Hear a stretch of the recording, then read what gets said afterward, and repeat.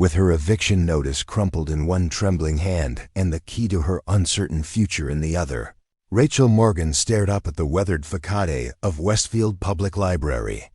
She had spent her last $250 at the county auction buying this abandoned building, desperate for a place to call home after losing everything. Little did she know that hidden behind a dusty bookshelf in the forgotten reference section lay an ancient map that would not only reveal the location of an undiscovered Pharaoh's tomb, but would thrust her into a dangerous race against ruthless treasure hunters, powerful museum directors, and the descendants of explorers whose legacies had been buried alongside the secrets of the Egyptian sands.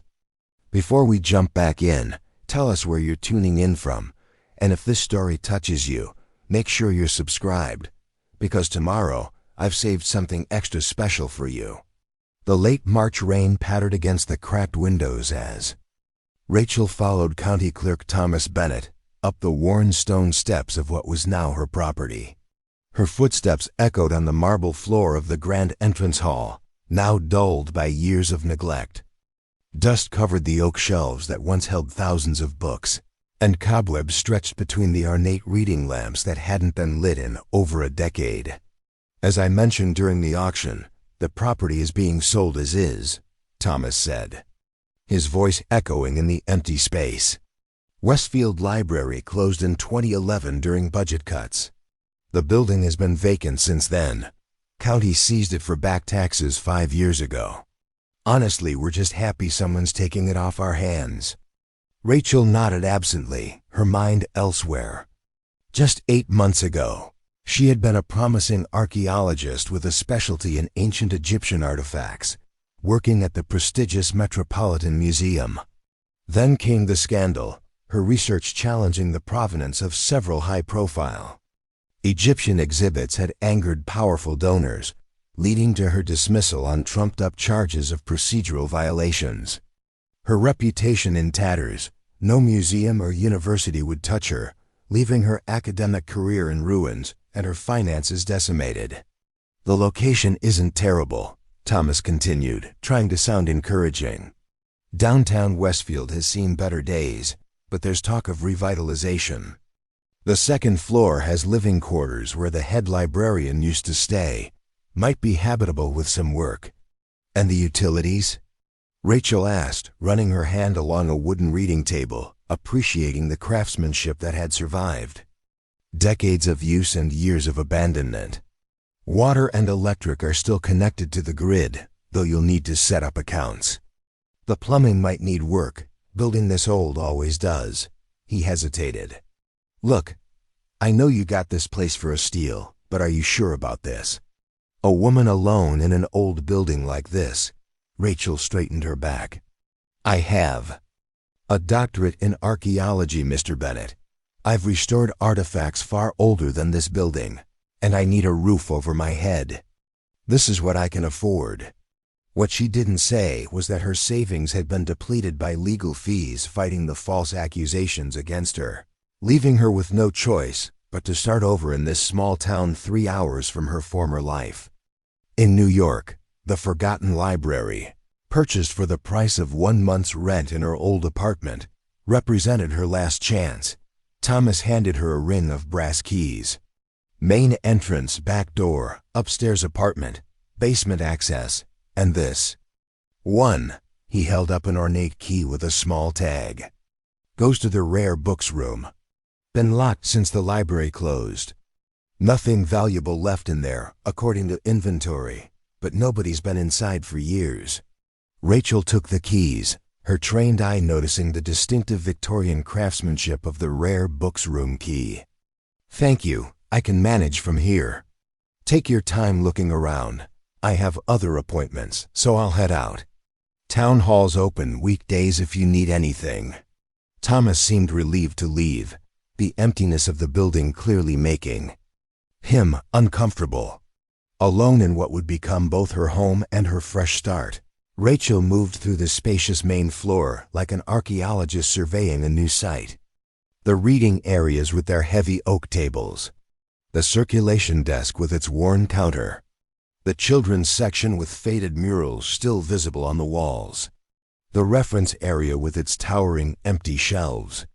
Her trained eyes saw past the decay to the building's bones, solid, dignified, built to last. She made her way upstairs to the head librarian's apartment, a surprisingly spacious three-room residence with large windows overlooking Westfield's town square. The furniture was gone, but the fixtures remained, a clawfoot tub in the bathroom, a cast-iron sink in the kitchen. With cleaning and minor repairs, it could be livable within days. As she stood by the window, watching rain trace patterns. On the glass, Rachel's phone chimed with an incoming call. The screen showed Metropolitan Museum, her former employer. For a moment, hope fluttered in her chest, but she quickly suppressed it. They had made their position clear when they had terminated her position. Rachel Morgan speaking, she answered, keeping her voice professional. Rachel, it's Victoria Hargrove. The museum director's voice was as crisp as ever. I'm just checking in. Richards mentioned you'd left New York, something about buying property in. Where was it?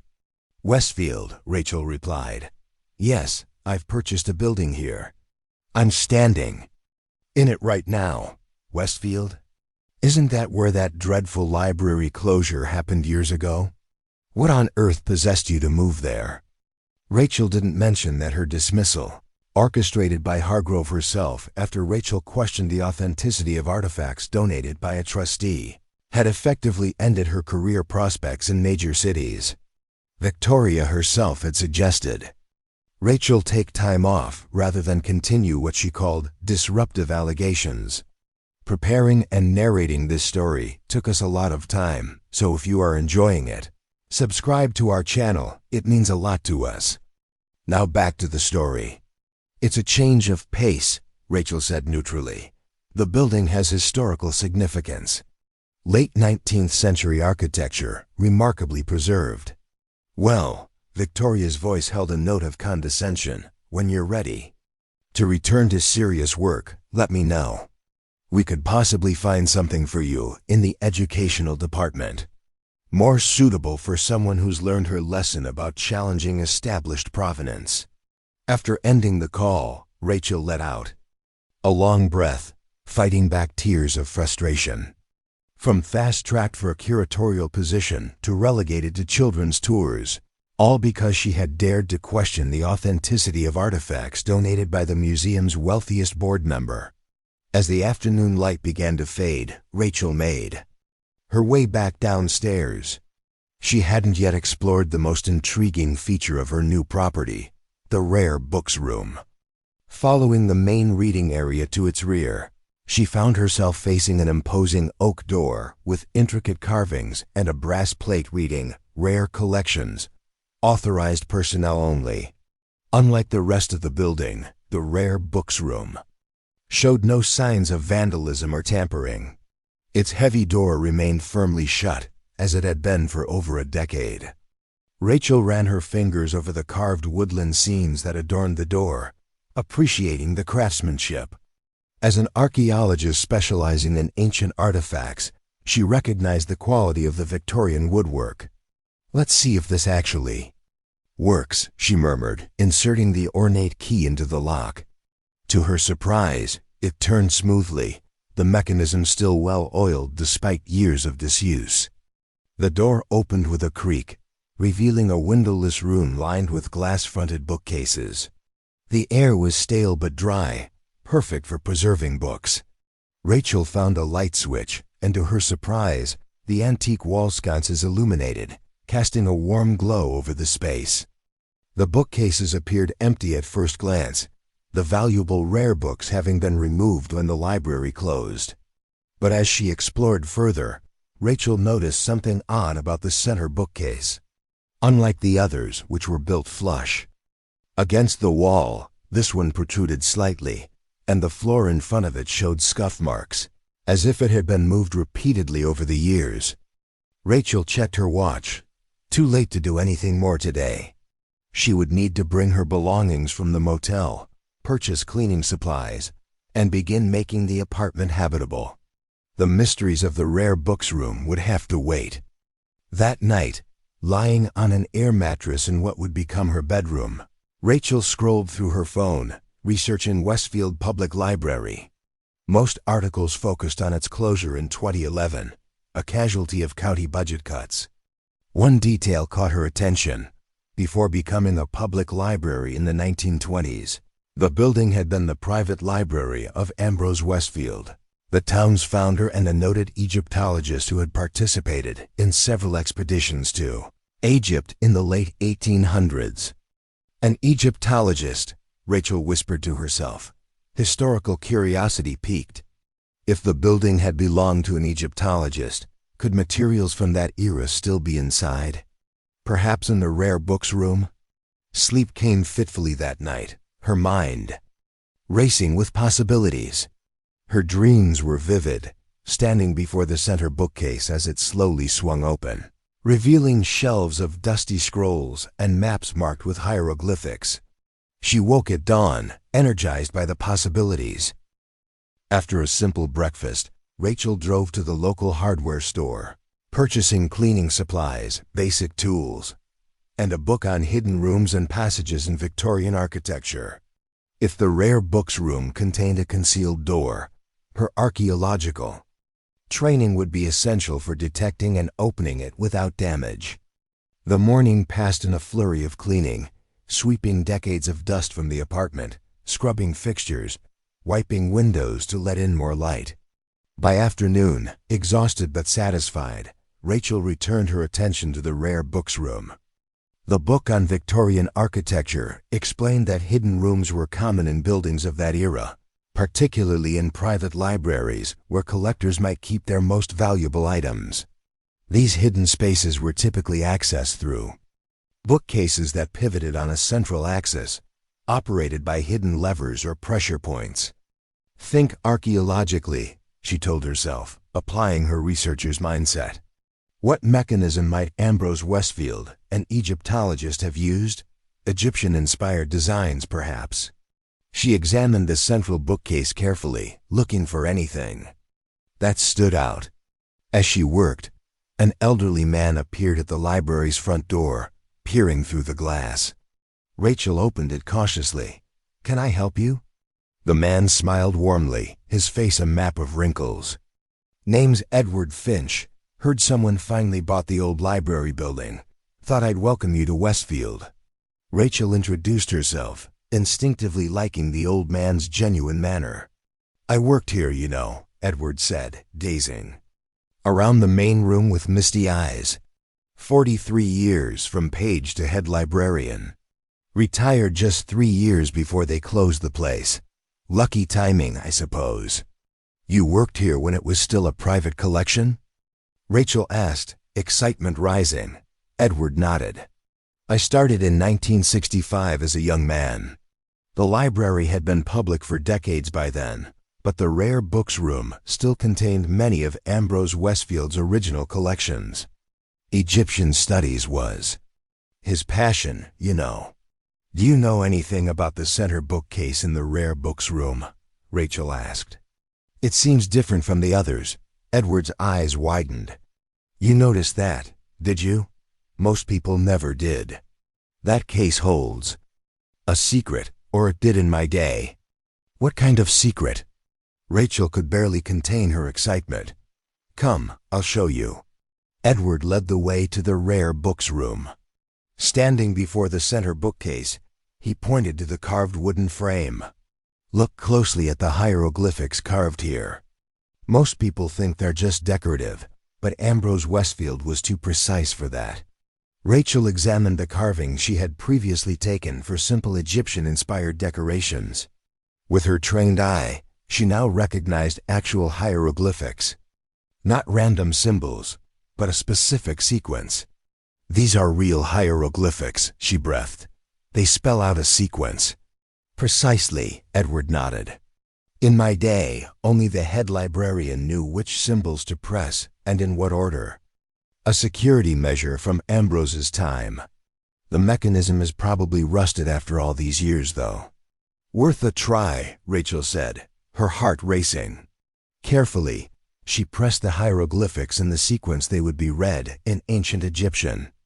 Right to left, starting with the symbol for open, followed by knowledge and secret. Nothing happened. Maybe we need to apply more pressure, Edward suggested. Rachel tried again, pressing more firmly. This time, she felt something give way under her fingers. With a grinding sound of mechanisms long dormant, the bookcase shifted. Slightly, it's moving, she exclaimed, pushing gently on the edge of the case. Slowly, resistance fighting her every inch of the way, the bookcase swung inward, revealing a narrow doorway beyond. The smell hit her first: old paper, leather, dust, the unmistakable scent of historical materials long sealed away from modern air. Her archaeologist's instincts registered the odor as that of a well-preserved collection, protected from light and moisture. As her eyes adjusted to the darkness, she saw shelves lining the walls of a small hidden room, filled with books, scrolls, and wooden document boxes. And in the center, on a small table, sat a leather tube marked with faded hieroglyphics. With trembling hands, Rachel approached it. The tube was sealed with wax bearing the impression of a scarab, a royal seal. "This is authentic," she whispered. "Egyptian, New Kingdom period, possibly 18th dynasty." Edward watched from the doorway, amazement on his face. "I heard rumors there was a hidden room, but in 40 years I never knew how to access it. Old. Man Westfield must have sealed it before the library went public." Carefully, using the conservation techniques ingrained from years of training, Rachel examined the leather tube without opening it. The hieroglyphics on its surface were partially faded, but she could make out several royal cartouches, the oval symbols containing the names of pharaohs. "These are royal cartouches," she explained to Edward. "This one belongs to Thutmose IV, a relatively minor pharaoh of the 18th dynasty. But this other cartouche—" She paused, squinting at the faded symbols. "I don't recognize it. It's not in the standard king lists." Edward leaned closer. "What does that mean?" "It could be a previously unknown pharaoh," Rachel said, her voice hushed with the magnitude of what that would mean. "Or more likely, a known pharaoh recorded under a different name, perhaps a throne name not widely used." As she carefully examined the tube, she noticed a small slip of paper tucked into a crevice between the shelf and the wall. Unlike the ancient Egyptian materials, this appeared to be a personal letter written on ordinary stationery. Dated June 15, 1899. "My dear William," it began. "With the recent discovery of Thutmose III's tomb by those publicity-seeking French, I feel compelled to safeguard my greatest discovery. The map I entrusted to your library's care must remain hidden. The tomb it leads to contains treasures far beyond what the public has seen, but more importantly, it contains evidence that would rewrite Egyptian chronology entirely. The pharaoh buried there, recorded in no conventional king list, would challenge everything we believe about the 18th dynasty succession." The letter continued. "As discussed, this map must remain sealed. Making it public now would only fuel a destructive treasure hunt and the likely looting of a site too significant for current archaeological methods to properly document. Perhaps in 50 years, when techniques have advanced, the truth can emerge. Until then, I trust your hidden room and your discretion." The letter was signed Ambrose Westfield, Cairo. Rachel sat back, overwhelmed by the implications. Ambrose Westfield had apparently discovered the location of an unknown pharaoh's tomb, but had deliberately kept it secret, hiding the map in his private library to protect the site from looting until archaeological techniques improved enough to properly excavate it. "This is incredible," she whispered. "If authentic, this map could lead to an undiscovered royal tomb, potentially. The archaeological find of the century." Edward looked concerned. "But if Ambrose wanted it kept secret, shouldn't we respect that?" Rachel considered this thoughtfully. He wanted it kept secret for 50 years, until archaeological techniques improved. It's been over 120 years since he wrote this letter. Modern archaeology has advanced beyond anything he could have imagined. Ground-penetrating radar, LiDAR mapping, conservation techniques that can preserve the most delicate artifacts. We can now document and preserve a tomb in ways that would have seemed like magic in his time. As Rachel carefully returned the letter to its place, resolved to properly document everything before making any decisions, she heard a sound that made her blood run cold, the main door of the library opening, followed by heavy footsteps across the marble floor. "Is someone expected?" she whispered to Edward. He shook his head, eyes wide with concern. Rachel quickly closed the hidden door, leaving the rare books room exactly as they had found it. Through the partially open door to the main library, she could see a man in an expensive suit standing in the lobby, checking his watch impatiently. "Ms. Morgan," he called as she emerged. "I'm Lawrence Reynolds, representing Eastern Heritage Foundation. I understand you've recently acquired this property." Rachel nodded cautiously. "Just yesterday." Reynolds followed her into the main room without waiting for an invitation. "Our foundation specializes in preserving historic buildings in small towns. We've had our eye on this one for some time, but missed the auction notice. I'm authorized to offer you $50,000, a substantial profit on your investment." The offer was tempting, enough to rent a decent apartment for a year and provide a financial cushion while she sought work. But something felt off about Reynolds' eagerness, especially coming so soon after her discovery. "I'm not interested in selling," Rachel said firmly. "I've just moved in." Reynolds' smile tightened. "Perhaps I wasn't clear. This building requires significant renovation to be commercially viable.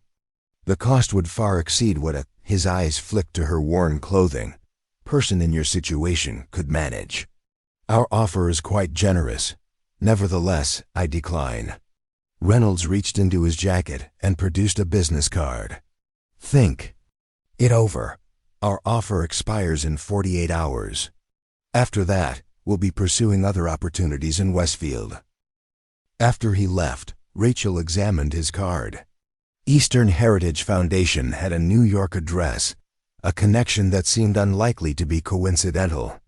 Why would a New York foundation be interested in an abandoned library in a struggling small town 3 hours away?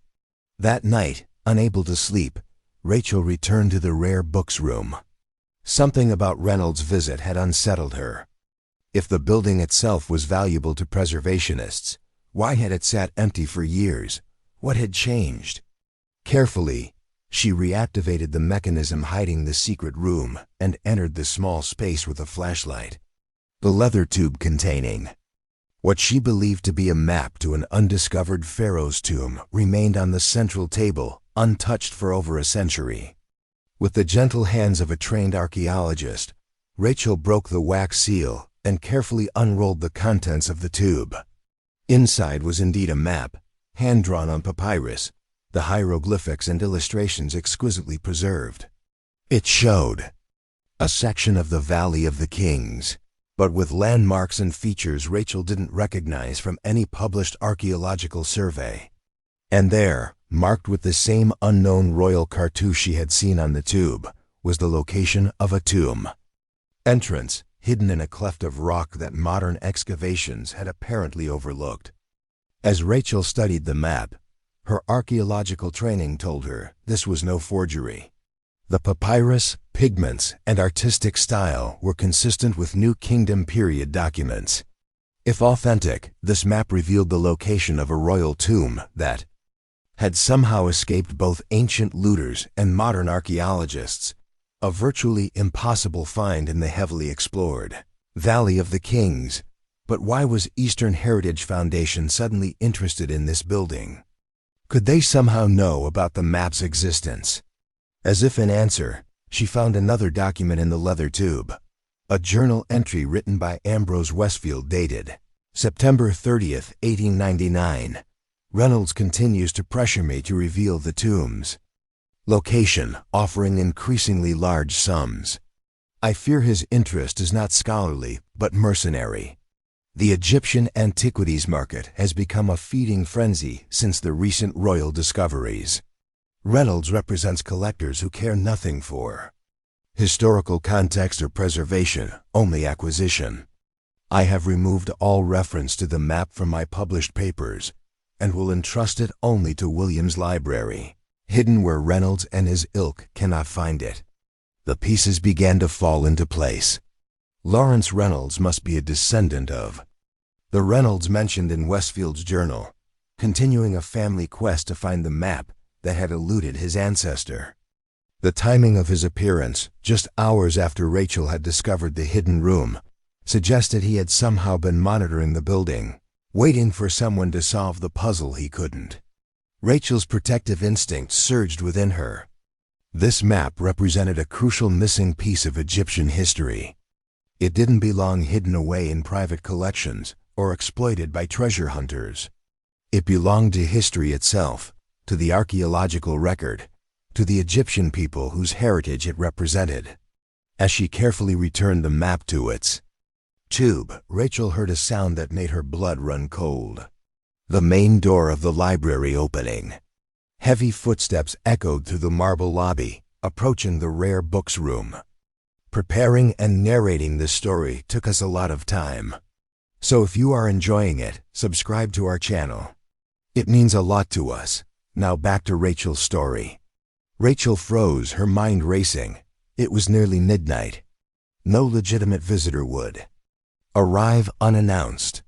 Quickly, she secured the leather tube inside her jacket and looked for a place to hide. The hidden room was the obvious choice, if she could close the bookcase from inside. She slipped into the secret space and pushed against the bookcase. To her relief, it swung shut with a soft click, concealing her presence. Through a small gap between the bookcase and the wall, she could see into the rare books room as two men entered. One was Lawrence Reynolds, his expensive suit now replaced with dark practical clothing. The other was a stranger, older, military bearing. Expression grim. "I'm telling you, Professor, someone's been in here," Reynolds was saying. "The security firm monitoring the building registered movement in this section an hour ago." "Then where's the map?" the older man demanded.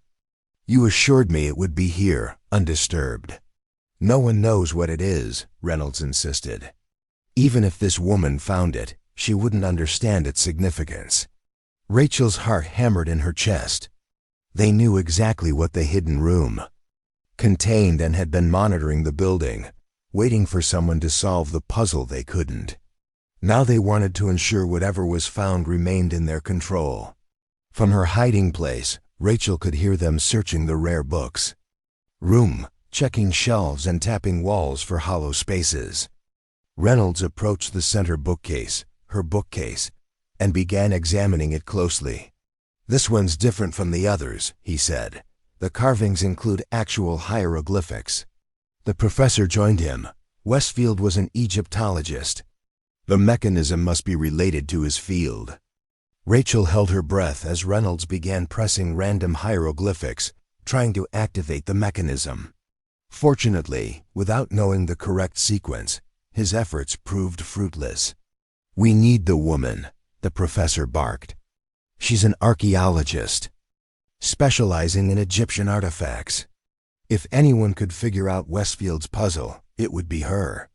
"Call the team," Reynolds replied. "Have them enter through the basement. We'll search the apartment. She must be here somewhere." As their footsteps retreated, Rachel assessed her situation. The hidden room had protected the map for over a century, but now it had become her prison. The men knew she was in the building and would search until they found her. Her phone showed no signal inside the thick walls of the hidden room. She was trapped with no way to call for help. But the leather tube containing the map was secure inside her jacket, the historical treasure temporarily safe from those who would exploit it. In the dim light of her phone's flashlight, Rachel examined the hidden room more thoroughly. Beyond the shelves of Egyptian documents, she noticed something unexpected, a small trapdoor in the floor, covered by a faded rug. Pushing aside the rug, she found an iron ring set into the wooden floor. With a firm pull, the trapdoor lifted, revealing a narrow set of stairs descending into darkness. Ambrose Westfield, it seemed, had created more than one escape route for his precious collection. With no choice but to trust the building's original owner, Rachel descended the stairs, pulling the trapdoor closed above her. The passage was tight and musty, clearly unused for decades. Her phone's flashlight revealed a narrow tunnel extending beyond the library's foundations. Moving as quietly as possible, Rachel followed the tunnel, crouching to avoid the low ceiling. After what seemed like an eternity, the passage angled upward, eventually ending at another trapdoor.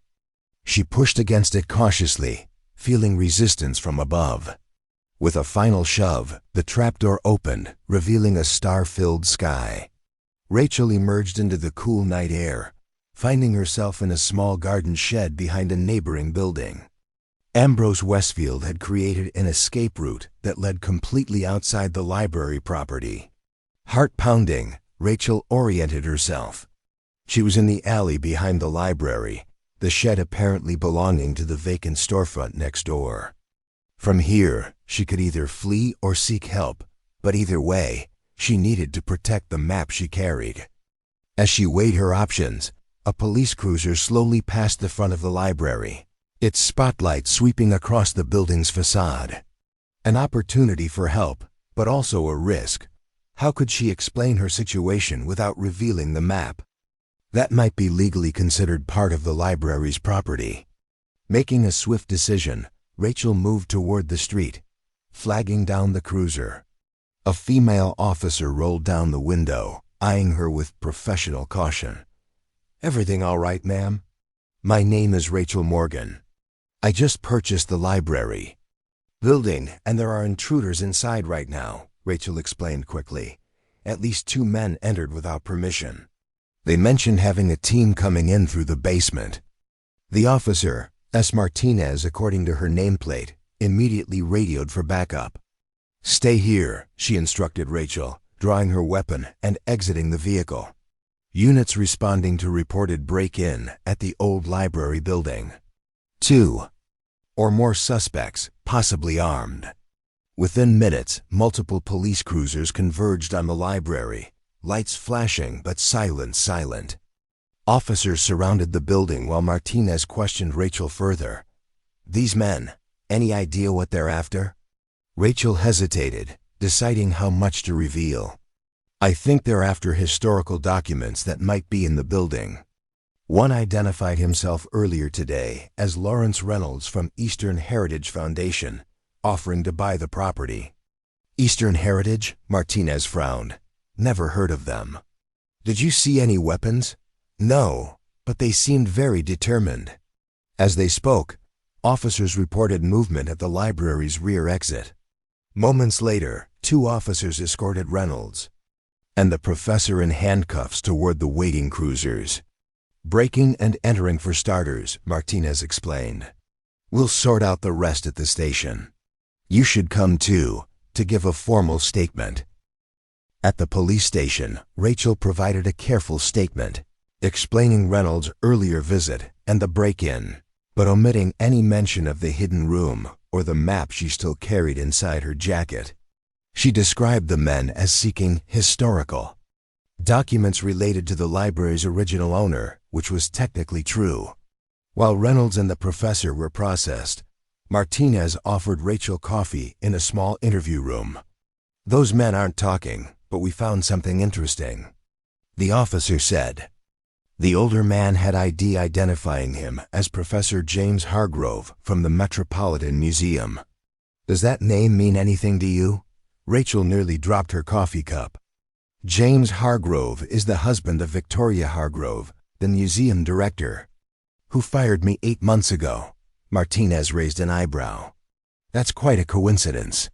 "It's not a coincidence," Rachel realized aloud. "Victoria called me earlier today, asking where I'd moved to. She must have told her husband, who then contacted Reynolds. But why would the director of the Metropolitan Museum care about an abandoned library in Westfield?" Rachel chose her. Words carefully. The library's original owner, Ambrose Westfield, was an Egyptologist who participated in several expeditions in the late 1800s. The Metropolitan has a substantial Egyptian collection, including items from that period. They might believe the library contains documentation related to artifacts in their collection. It wasn't the whole truth, but it wasn't a lie either. Rachel needed time to examine the map properly before revealing its existence, even to the authorities. If it truly led to an undiscovered pharaoh's tomb, the implications were enormous, not just for archaeology, but for the museum politics that had derailed her career. "We'll hold them for now," Martinez said. "Breaking and entering at minimum. I'd suggest you find somewhere else to stay tonight, just as a precaution." Edward Finch, who had been contacted as a witness, offered Rachel his guest room. "My house isn't much, but it's secure, and these old bones still remember how to use a shotgun if needed," he said with a wink. That night, in the safety of Edward's modest home, Rachel finally examined the map properly. Spread carefully on a clean table, the papyrus revealed details that took her breath away. Not only did it show the location of an undiscovered tomb, but it included specific notations about hidden entrances, false chambers, and traps designed to foil tomb robbers.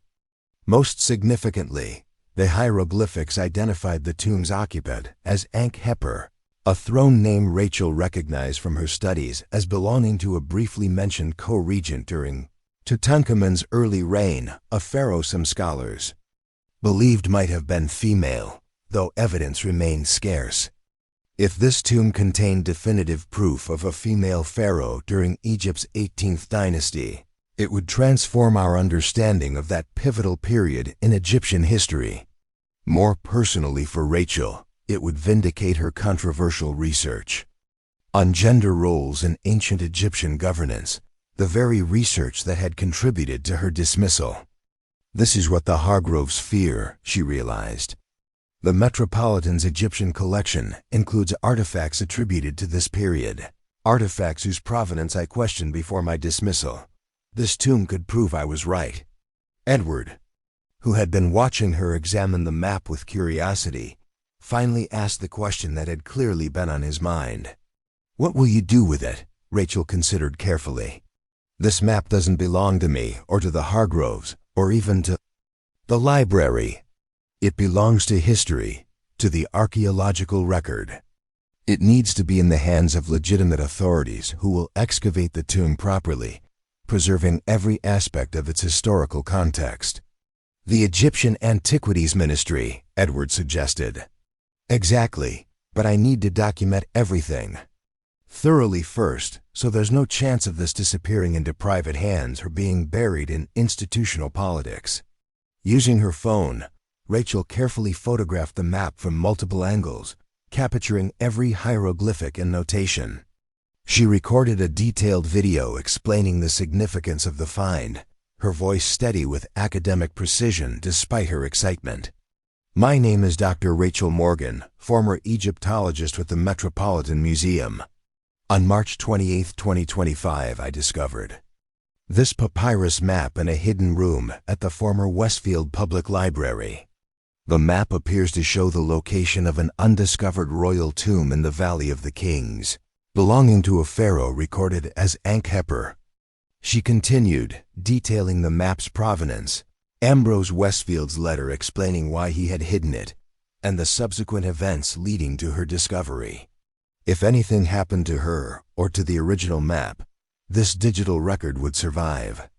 As dawn broke over Westfield, Rachel made a decision. She couldn't trust traditional academic channels, not with the Hargroves, influence potentially blocking her at every turn.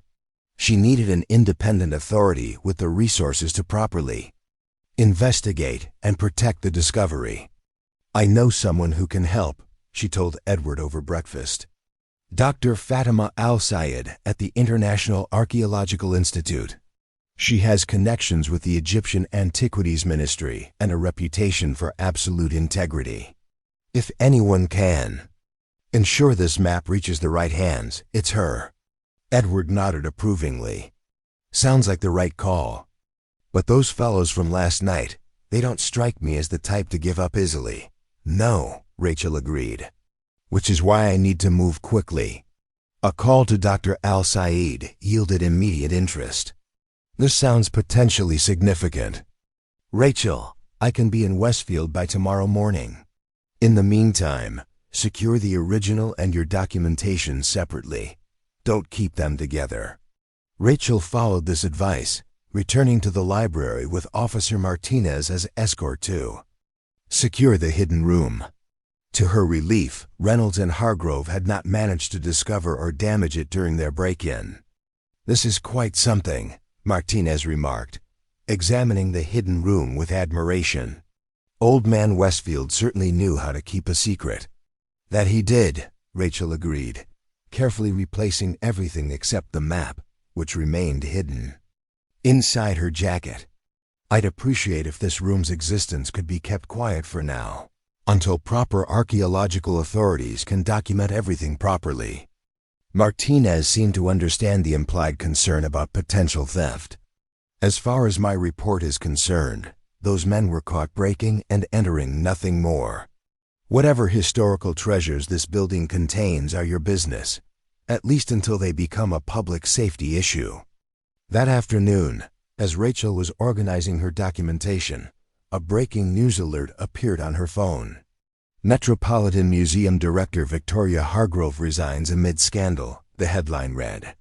The article detailed emerging allegations that Hargrove had been involved in acquiring Egyptian artifacts of questionable provenance, with internal documents suggesting she had deliberately suppressed authentication concerns raised by staff Egyptologists, specifically Dr. Rachel Morgan. Someone at the museum is talking, Rachel realized. The arrests of James Hargrove and Reynolds had apparently triggered the very exposure Victoria had been trying to prevent. As evening approached, Rachel received another call from Dr. Al-Sayed. I've spoken with the Egyptian Antiquities Ministry. They're extremely interested in your discovery and are sending a representative to accompany me tomorrow. This could be significant, Rachel. It already is, Rachel replied, watching through her window as reporters began gathering outside the library. The news of Victoria Hargrove's resignation and her connection to Westfield already spreading. The map that had remained hidden for over a century was about to change not just archaeological history, but Rachel's own story as well. From dismissed and discredited to potentially discovering one of Egypt's lost pharaohs, all because she had spent her last $250 on an abandoned library. That night, as she prepared for tomorrow's meeting with Dr. Al-Sayed and the Egyptian representative, Rachel stood in the rare books room, reflecting on Ambrose Westfield's decision to hide his greatest discovery. He had feared it would be exploited before archaeology was ready to properly preserve it. Over a century later, his patient guardianship had paid off. The map had survived to an era of advanced archaeological techniques, digital documentation. The next morning, Rachel awoke to the sound of rain drumming against the library's roof. The leather map tube lay beside her bed, its ancient contents now at the center of a storm that went far beyond the weather. She dressed quickly, preparing for Dr. Al-Sayed's arrival while rehearsing how she would present her extraordinary find to legitimate archaeological authorities. A knock at the main entrance startled her. Dr. Al-Sayed wasn't expected until noon. Through the rain-streaked glass, Rachel saw Edward Finch's worried face. She opened the door quickly. "Morning news," he said without preamble, holding up his tablet. "You might want to see this." The headline made her blood run cold.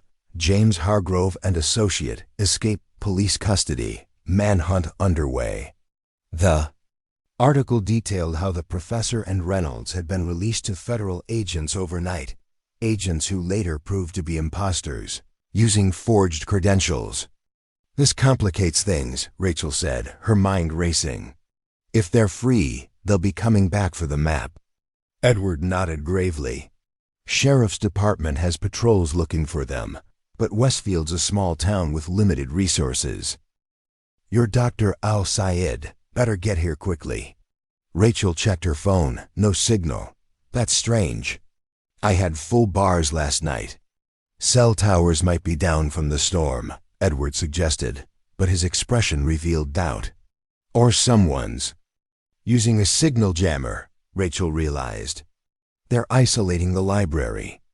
Moving to the landline at the former circulation desk, Rachel lifted the receiver. Dead silence. Phone lines cut. "We need to leave now."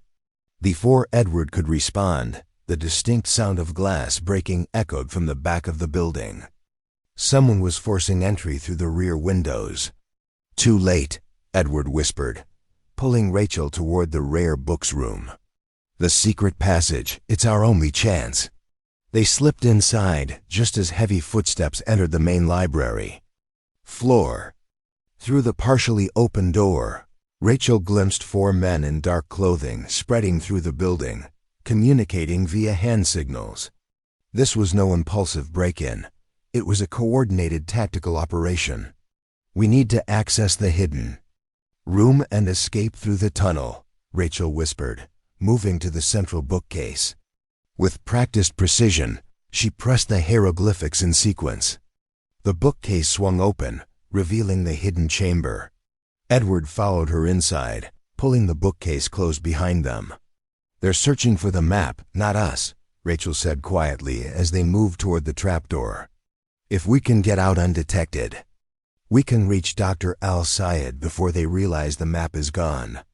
The tunnel was as dark and musty as before, but now it represented their only escape route. Using her phone's flashlight to guide them, Rachel led the way, Edward following close behind despite his arthritis protesting the cramped conditions. Ambrose Westfield was a forward thinker, Edward remarked as they crawled, building an escape tunnel for his precious documents. "He understood the value of what he'd discovered," Rachel replied, "and the lengths people would go to possess it." They emerged from the garden shed into the pouring rain, immediately seeking cover behind neighboring buildings. The street remained quiet, no police presence visible despite the reported manhunt. "Where to now?" Edward asked, rainwater streaming down his face. Rachel considered their options. "We need transportation and communication. My car is too obvious. They'll be watching it." "My truck's parked 2 blocks over," Edward offered. "Old and unremarkable, perfect for staying inconspicuous." Keeping to back alleys and side streets, they made their way to Edward's aging pickup. Once inside, Rachel tried her phone again, still no signal within range of the library. "Drive toward the edge of town," she instructed.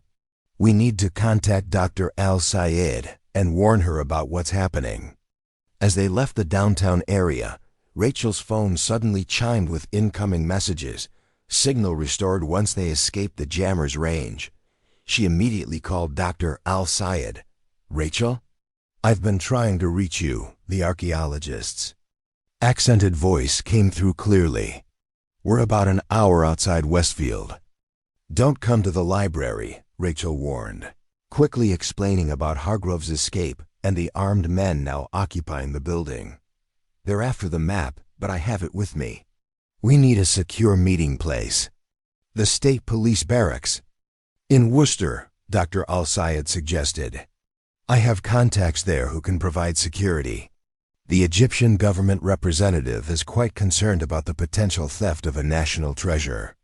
As Edward drove toward the interstate, Rachel kept watch for any signs of pursuit. The rain provided good cover, reducing visibility for anyone trying to follow them. Nevertheless, she felt exposed, carrying perhaps the most significant Egyptian archaeological discovery of the century in her jacket pocket, fleeing from people who would kill to possess it. "Tell me more about this map," Edward said, eyes fixed on the rain-slicked road. "What makes it worth all this trouble?" Rachel carefully extracted the leather tube from her jacket. "It potentially leads to the tomb of a forgotten pharaoh, possibly a female ruler who briefly held power during one of ancient Egypt's most crucial transitions. If authenticated, It would rewrite a significant chapter of Egyptian history.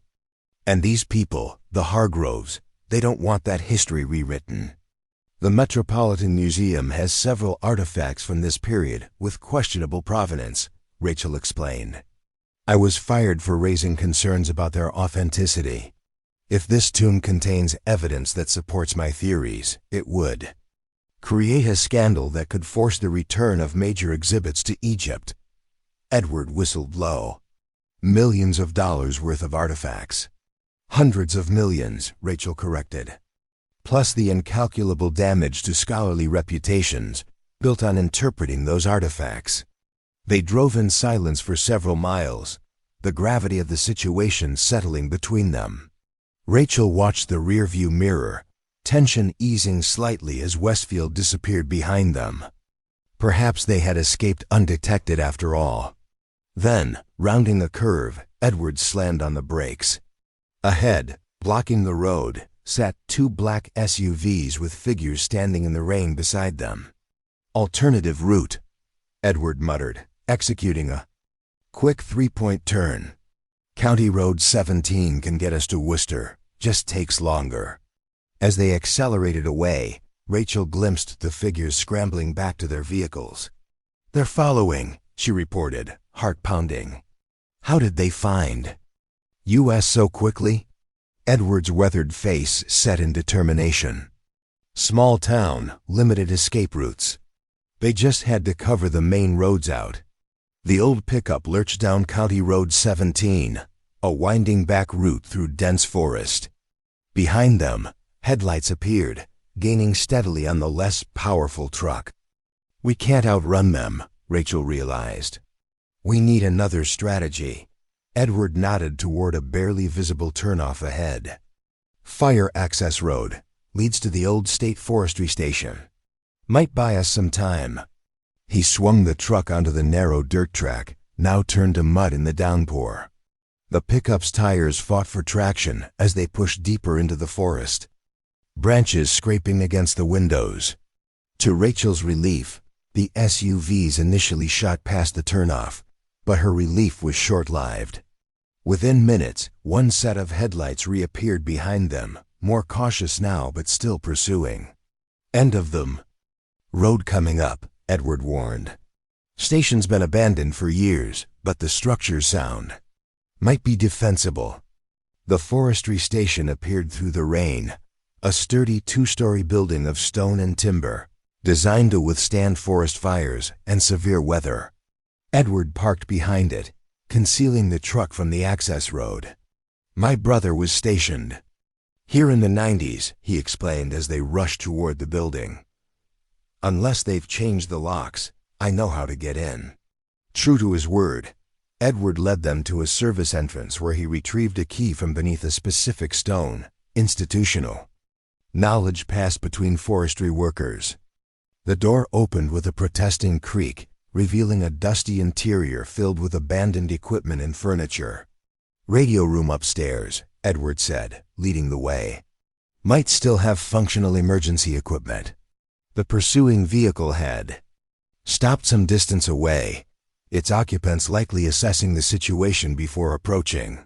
Rachel used the momentary reprieve to call Dr. Al-Sayed again, updating her on their location. Stay put, the archaeologist instructed. I've contacted state police. They're dispatching units to your location. The Egyptian representative has diplomatic authority that supersedes any claims on the artifact. The radio room, when they reached it, offered a commanding view of the surrounding forest and the access road. Ancient-looking equipment lined the walls, dusty but potentially serviceable. Haven't used one of these in decades, Edward muttered, examining an emergency radio system.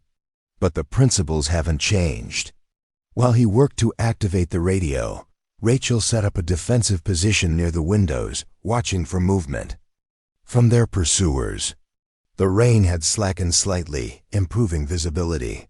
She could now make out two figures approaching cautiously through the trees, not rushing, but methodically covering ground. They're being careful, she observed, professional. Edward nodded grimly. Former military or special operations, if I had to guess.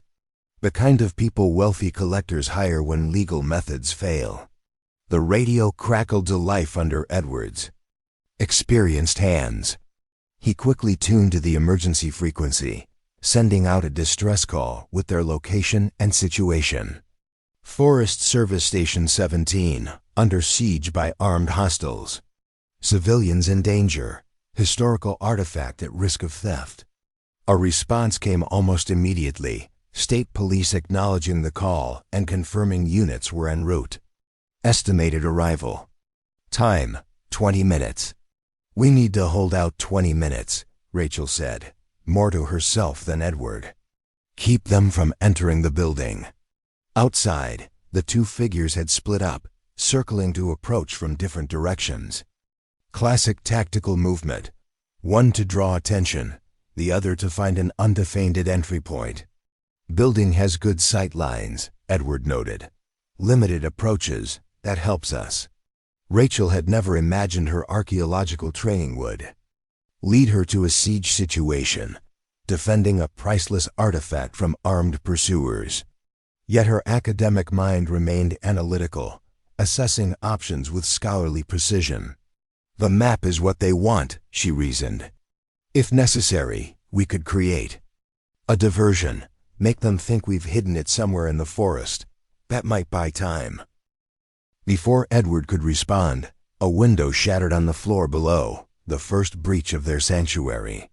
Footsteps echoed through the building as someone entered. Upstairs, Edward whispered, positioning himself near the stairway door. Single. Approach point. Bottleneck. Rachel moved to his side, heart pounding but mind clear. The leather tube containing the map was secure in her inner pocket. Whatever happened, she was determined it would reach legitimate authorities, not vanish into some collector's private vault. Footsteps approached the stairway, slow and deliberate.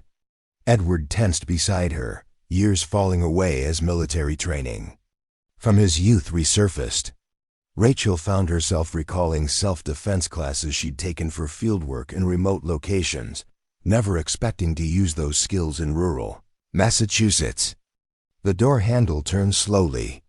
Rachel and Edward pressed themselves against the wall, ready to ambush the intruder. As the door swung open, Edward moved with surprising agility for his age, driving his shoulder into the entering figure and sending them both tumbling to the floor. Rachel immediately recognized James Hargrove, the professor now struggling beneath Edward's restraining grip. Before she could assist, a voice from the doorway froze her in place. "That's enough." Lawrence Reynolds stood with a pistol aimed steadily at Edward's head. "Release him and step back, both of you." With no choice, Edward moved away from Hargrove, who rose with a scowl, brushing dust from his clothing. "The map, Dr. Morgan," he demanded. "Hand it over, and this ends peacefully, so you can sell it to private collectors?" Rachel challenged. "Let them loot a pharaoh's tomb that's remained untouched for 3,000 years? Don't be naive." Hargrove snapped. "That map leads to artifacts worth hundreds of millions on the private market. More importantly, it contains evidence that would force the Metropolitan to repatriate major exhibits to Egypt, exhibits that form the cornerstone of our Egyptian collection, because they were acquired illegally," Rachel pressed. "Because they came from this same tomb, didn't they? That's why Victoria was so determined to discredit my research." Hargrove's expression confirmed her suspicion. "The point is academic now. The map, Dr. Morgan. We won't ask again." The wail of distant sirens suddenly penetrated the rain-muffled forest. State police approaching, still minutes away but closing fast. Reynolds glanced nervously at Hargrove. "We need to move," he urged. "Take the map and go." "Not without ensuring she can't identify us," Hargrove replied coldly, a new and terrifying implication in his words. Rachel's mind raced, seeking any advantage. The sirens were growing louder, but not close enough. She needed to stall. "The map is worthless without proper translation," she improvised. The hieroglyphics use uncommon variants specific to the 18th dynasty provincial scribes. I've only partially decoded them. Hargrove hesitated, archaeological curiosity momentarily overriding his desperation. Show me. Rachel slowly removed the leather tube, calculating distances and angles. The moment Hargrove reached for it, she acted, hurling the tube toward the open window while simultaneously diving for cover. Reynolds instinctively fired at the movement, the bullet splintering wood where Rachel had stood a moment before. Edward used the distraction to tackle Reynolds, grappling for the weapon. Hargrove lunged for the leather tube, which had landed short of the window, skidding across the dusty floor. Rachel scrambled toward it, reaching the tube just as Hargrove did. Their hands closed on it simultaneously, initiating a desperate struggle. Despite Hargrove's age, his strength surprised her, the desperation of a man whose reputation and freedom hung in the balance. Across the room, Edward and Reynolds continued their struggle for the gun, crashing into abandoned furniture. A shot discharged, the bullet embedding itself harmlessly in the ceiling. The report echoed through the building, momentarily freezing everyone in place. That frozen moment ended with the distinctive sound of police megaphones outside, state troopers ordering everyone to exit with hands visible. Reynolds and Hargrove exchanged panicked glances, their plan unraveling.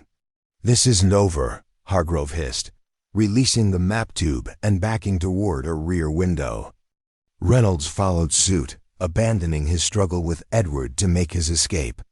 Before Rachel could react, both men had disappeared through the window, apparently preferring to take their chances in the forest rather than face arrest. The sound of crashing underbrush marked their desperate flight. Rachel rushed to Edward, who sat heavily on the floor, breathing hard but uninjured. "You all right?" He nodded, a hint of exhilaration in his eyes. "Haven't done anything like that in 50 years. Probably shouldn't have now, but can't say it didn't get the blood pumping." Outside, police had surrounded the building. Using the radio, Rachel informed them of Hargrove and Reynolds' escape through the rear window, providing descriptions and direction of travel. Within minutes, the forestry station was swarming with state troopers, securing the scene and taking statements. Dr. Fatima al-Sayed arrived shortly after, accompanied by a distinguished Egyptian gentleman introduced as Dr. Hassan Karim, special envoy from the Egyptian Ministry of Antiquities. Their relief at finding Rachel and the map safe was palpable. "This is potentially a historic discovery," Dr. Karim said, examining the map with reverent hands. "If authenticated, it would be the most significant find since Tutankhamun's tomb." In the station's main room, now transformed into an impromptu conference area, Rachel formally presented her discovery, explaining Ambrose Westfield's journal entries and the map's potential significance. "The hieroglyphics indicate the tomb belongs to a ruler named Ankh-Heper," she explained. "This throne name is known from fragmentary records, but no tomb has ever been found. Some scholars believe this may have been a female pharaoh who briefly ruled during the transition between Akhenaten and Tutankhamun's reigns." Dr. Karim nodded thoughtfully. "This aligns with recent findings in the Valley of the Kings. Ground-penetrating radar has identified anomalies in the sector, indicated by this map, anomalies previously dismissed as geological features. The map shows a concealed entrance," Rachel pointed out, "deliberately hidden and likely overlooked by both ancient tomb robbers and modern archaeologists." Dr. al-Sayed, who had been studying the papyrus intently, looked up with excitement. "The preservation is remarkable. Carbon dating will be necessary, but the stylistic elements are consistent with 18th dynasty documentation. I believe this is authentic." As the archaeological discussion continued, state police reported that Hargrove and Reynolds had evaded immediate capture but were now the subjects of an interstate manhunt. All airports and border crossings were on alert. "What happens now?" Rachel asked, once the immediate concerns had been addressed. Dr. Karim smiled warmly. The Egyptian government would like to invite you to participate in the expedition to locate this tomb.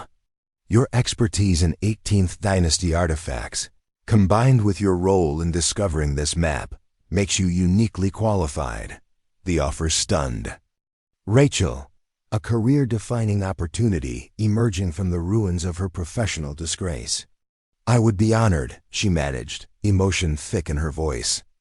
Additionally, Dr. Al-Seed added, the International Archaeological Institute would like to review your original research on questionable provenance in the Metropolitan's Egyptian collection. Recent events suggest your concerns were well-founded and deserve proper investigation. As night fell over the forestry station, now secured by police who would remain until Hargrove and Reynolds were apprehended, Rachel found a moment of quiet reflection with Edward on the building's porch. Rain had given way to clearing skies, stars emerging between scattered clouds. Quite a turn of events, Edward observed. From unemployed archaeologist to potential discoverer of a lost pharaoh. Rachel smiled, the emotional whiplash of the day finally catching up with her. All because I spent my last $250 on an abandoned library. Sometimes our lowest moments lead to our greatest discoveries, Edward said wisely. Ambrose Westfield hid that map, hoping the right person would eventually find it. Looks like he got his wish, just took a bit longer than he expected. The following morning brought news that Hargrove had been apprehended trying to charter a private plane from a small airfield 50 miles away. Reynolds remained at large, but his accounts had been frozen, limiting his options for escape. At the state police barracks where Rachel had spent the night for security, Dr. Karim presented a formal letter from the Egyptian government, officially, inviting her to join the expedition that would search for the tomb indicated on Westfield's map. We depart next week, he explained. A preliminary team is already securing the site in the Valley of the Kings, ensuring no unauthorized access while we prepare proper archaeological protocols. For Rachel, the speed of events was dizzying. Just days ago, she had been at her lowest point, career destroyed, finances depleted, reduced to purchasing an abandoned building just to have shelter. Now she stood on the cusp of archaeological immortality, potentially about to discover a pharaoh's tomb that had remained hidden for 3 millennia. The library, she suddenly remembered. I can't just abandon it. There may be other historical materials in the hidden room that need proper preservation. Dr. Al-Sayed had anticipated this concern.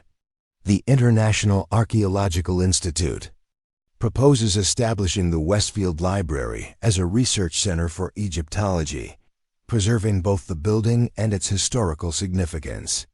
With your permission, of course, as the current owner. The solution was perfect, honoring Ambrose Westfield's legacy while ensuring the building would serve scholarship rather than private interests. Rachel agreed immediately, signing preliminary papers that would begin the process. As preparations for the expedition accelerated, news of the discovery spread through archaeological circles. The story of how a disgraced archaeologist had discovered a map to a potentially undisturbed pharaoh's tomb captured public imagination, with media outlets clamoring for interviews. More satisfying for Rachel was the news that the Metropolitan Museum had placed Victoria Hargrove on indefinite leave pending investigation into acquisitions practices. Several board members had resigned, and a comprehensive review of the Egyptian collection's provenance was underway. 2 weeks after purchasing the abandoned library, Rachel stood in the rare books room one final time before departing for Egypt. Edward Finch beside her, now appointed as the interim curator of the nascent Westfield Egyptological Research Center. Hard to believe this all started because you noticed that one bookcase was different from the others, he remarked. Rachel smiled, running her hand along the carved hieroglyphics that had concealed the secret room for over a century. That's archaeology in a nutshell, noticing the anomalies, the things that don't quite fit the established pattern. Sometimes the greatest discoveries come from the smallest inconsistencies. Outside, a car waited to take her to the airport, the first leg of a journey that would culminate in the Valley of the Kings. Dr. Al-Sayed and Dr. Karim had gone ahead to prepare the site, with Rachel scheduled to join the main expedition team. "You'll send updates?" Edward asked. "The whole town's invested in this story now. You've put Westfield on the map." "Regular updates," Rachel promised. "And I'll need your help documenting the rest of Westfield's collection. There may be more. Treasures hidden in that secret room. Context for the map that could prove valuable once we locate the tomb." As Rachel prepared to leave, she felt the weight of history pressing upon her, not as a burden, but as a privilege. Ambrose Westfield had protected his discovery for future generations, trusting that someday, someone would complete what he had begun. Now that trust had passed to her, a responsibility she embraced with both scholarly precision and genuine wonder. "Sometimes our greatest defeats lead to our greatest discoveries," she reflected, echoing Edward's earlier wisdom. "If I hadn't lost everything, I never would have found this library or what it contained." The abandoned library had offered her shelter when she most needed it. In return, she had uncovered its secrets, bringing to light a historical treasure, hidden for generations. Now that treasure would potentially rewrite ancient history, changing our understanding of one of Egypt's most fascinating dynasties. As she walked toward the waiting car, Rachel glanced back at the weathered façade of Westfield Public Library, no longer abandoned, but reborn with new purpose. Like her own career, it had seemed finished, only to be revitalized by unexpected discovery. Some buildings housed books, others housed secrets. The most valuable, she had learned, somehow managed to do both. The Egyptian sun beat down mercilessly on the Valley of the Kings, turning the limestone cliffs into reflective surfaces that amplified the already brutal heat. Rachel Morgan stood at the base of a narrow ravine, squinting at the weathered rock. Face before her. According to Ambrose Westfield's map, the entrance to Pharaoh Ankhepper's tomb lay hidden behind a natural formation that resembled a seated jackal, the guardian of the afterlife.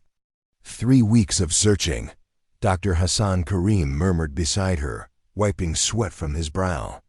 The Egyptian Antiquities Ministry is beginning to question whether Westfield's map is accurate or merely an elaborate academic exercise, Rachel understood. The pressure. The expedition had garnered international attention, with archaeological journals, documentary filmmakers, and news outlets following their progress. The story of a disgraced archaeologist discovering a map to an unknown Pharaoh's tomb had captured the public imagination, but imagination wouldn't satisfy the scientific community if they failed to produce results. Westfield wasn't wrong. Rachel insisted, unfolding the map once more. The papyrus, now protected in a sealed conservation case, showed clear landmarks that matched their current location. "We're missing something, some detail that would have been obvious to an Egyptologist in the 1890s but isn't apparent to us now." Dr. Fatima Al-Sayed joined them, her experienced eyes studying the rock face. "Perhaps we're too focused on physical features that may have eroded over the past century. We should consider astronomical alignments."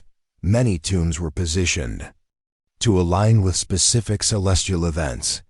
This fresh perspective energized the team. Checking Westfield's journals, which Edward had been meticulously documenting back in Massachusetts, they discovered a cryptic reference. The entrance reveals itself only when Ra's eye touches the guardian's ear at the moment of his daily rebirth. A sunrise alignment, Dr. Karim realized. The jackal formation would cast a specific shadow at sunrise, perhaps revealing the entrance. The next morning, the team assembled before dawn, cameras and survey equipment ready. As the first light crept over the eastern horizon, Rachel held her breath, watching the interplay of light and shadow on the rock face. Gradually the sun's rays struck the jackal-shaped outcropping, casting a distinct shadow that moved across the cliff like the hand of a celestial clock. "There!" Rachel pointed as the shadow briefly illuminated a section of rock that appeared no different from its surroundings. Yet when they examined it closely, they discovered nearly invisible chisel marks, evidence of human intervention disguised to look natural. Ground-penetrating radar confirmed what Rachel already suspected. Behind this section of rock lay a hollow space consistent with a tomb entrance. The team worked carefully, removing the disguised doorway stone by stone, documenting each step with scientific precision. By mid-afternoon, they had cleared enough to reveal an entrance passage sloping downward into darkness.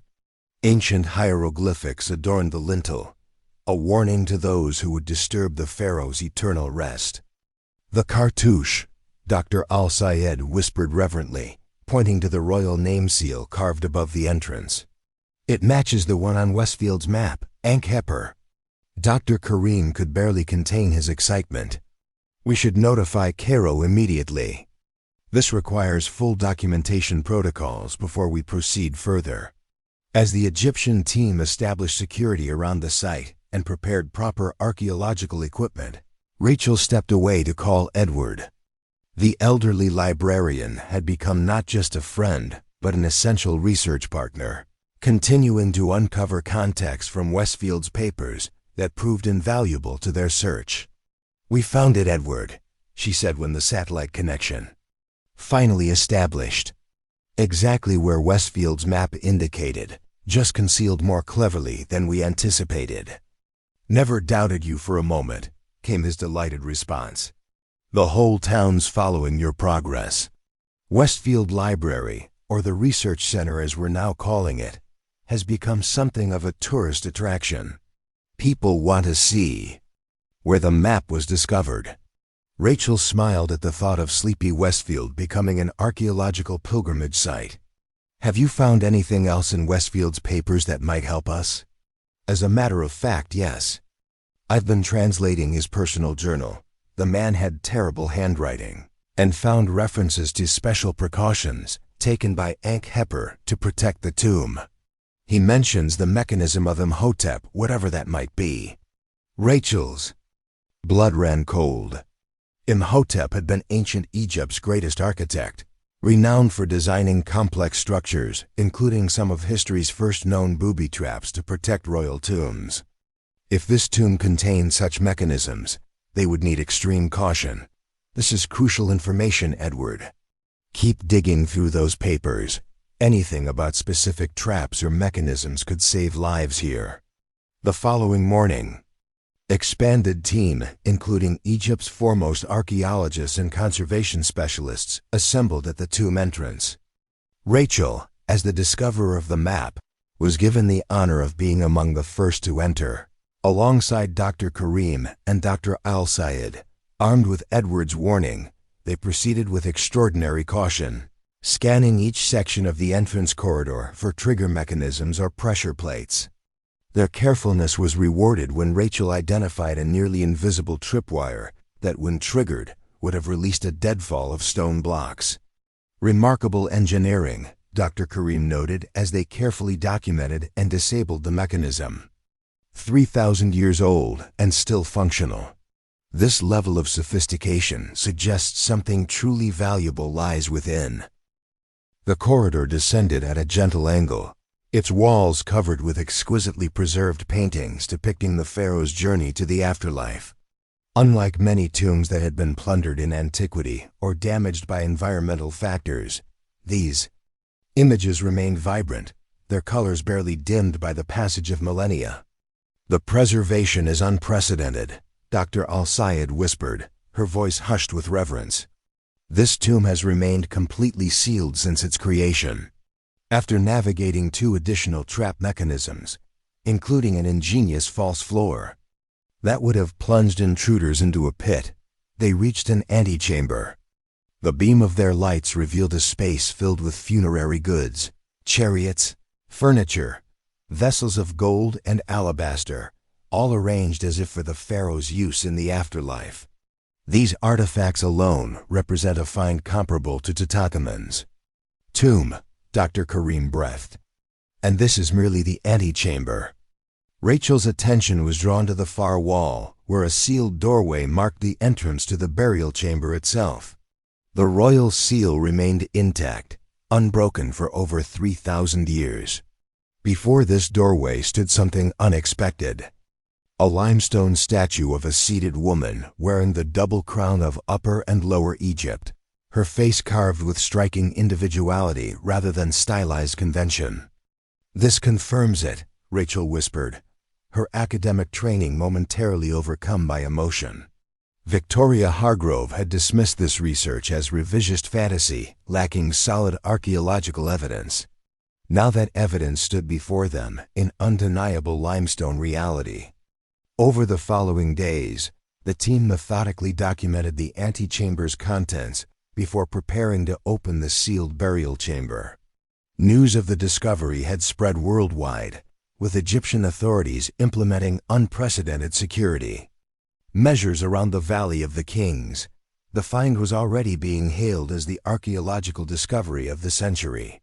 Rachel received a surprising call from the newly appointed director of the Metropolitan Museum, formally apologizing for her treatment and offering her previous position back with significant promotion.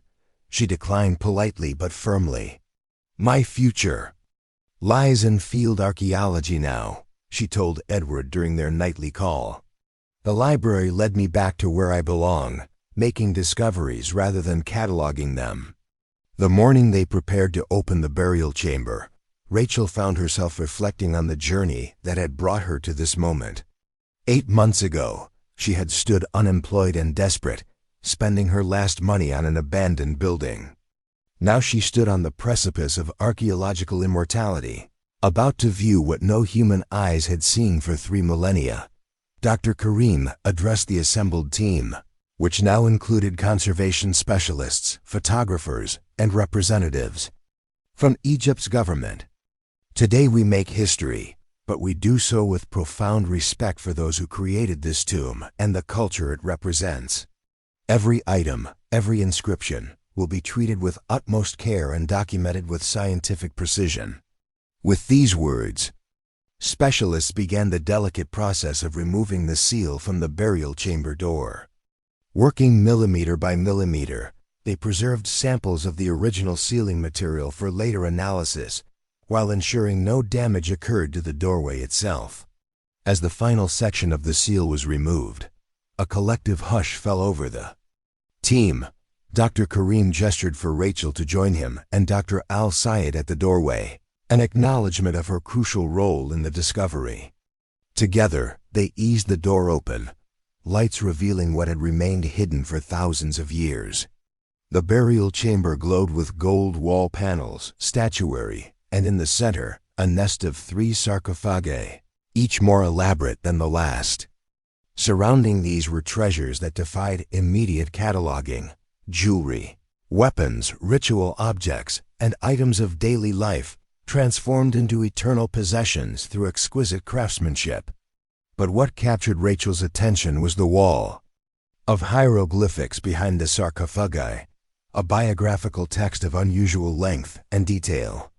As she began to translate, the story of Pharaoh Ankheper emerged, a royal wife who had taken power during a succession crisis, ruling briefly but consequentially before preparing the way for the young Tutankhamun. This text explains why.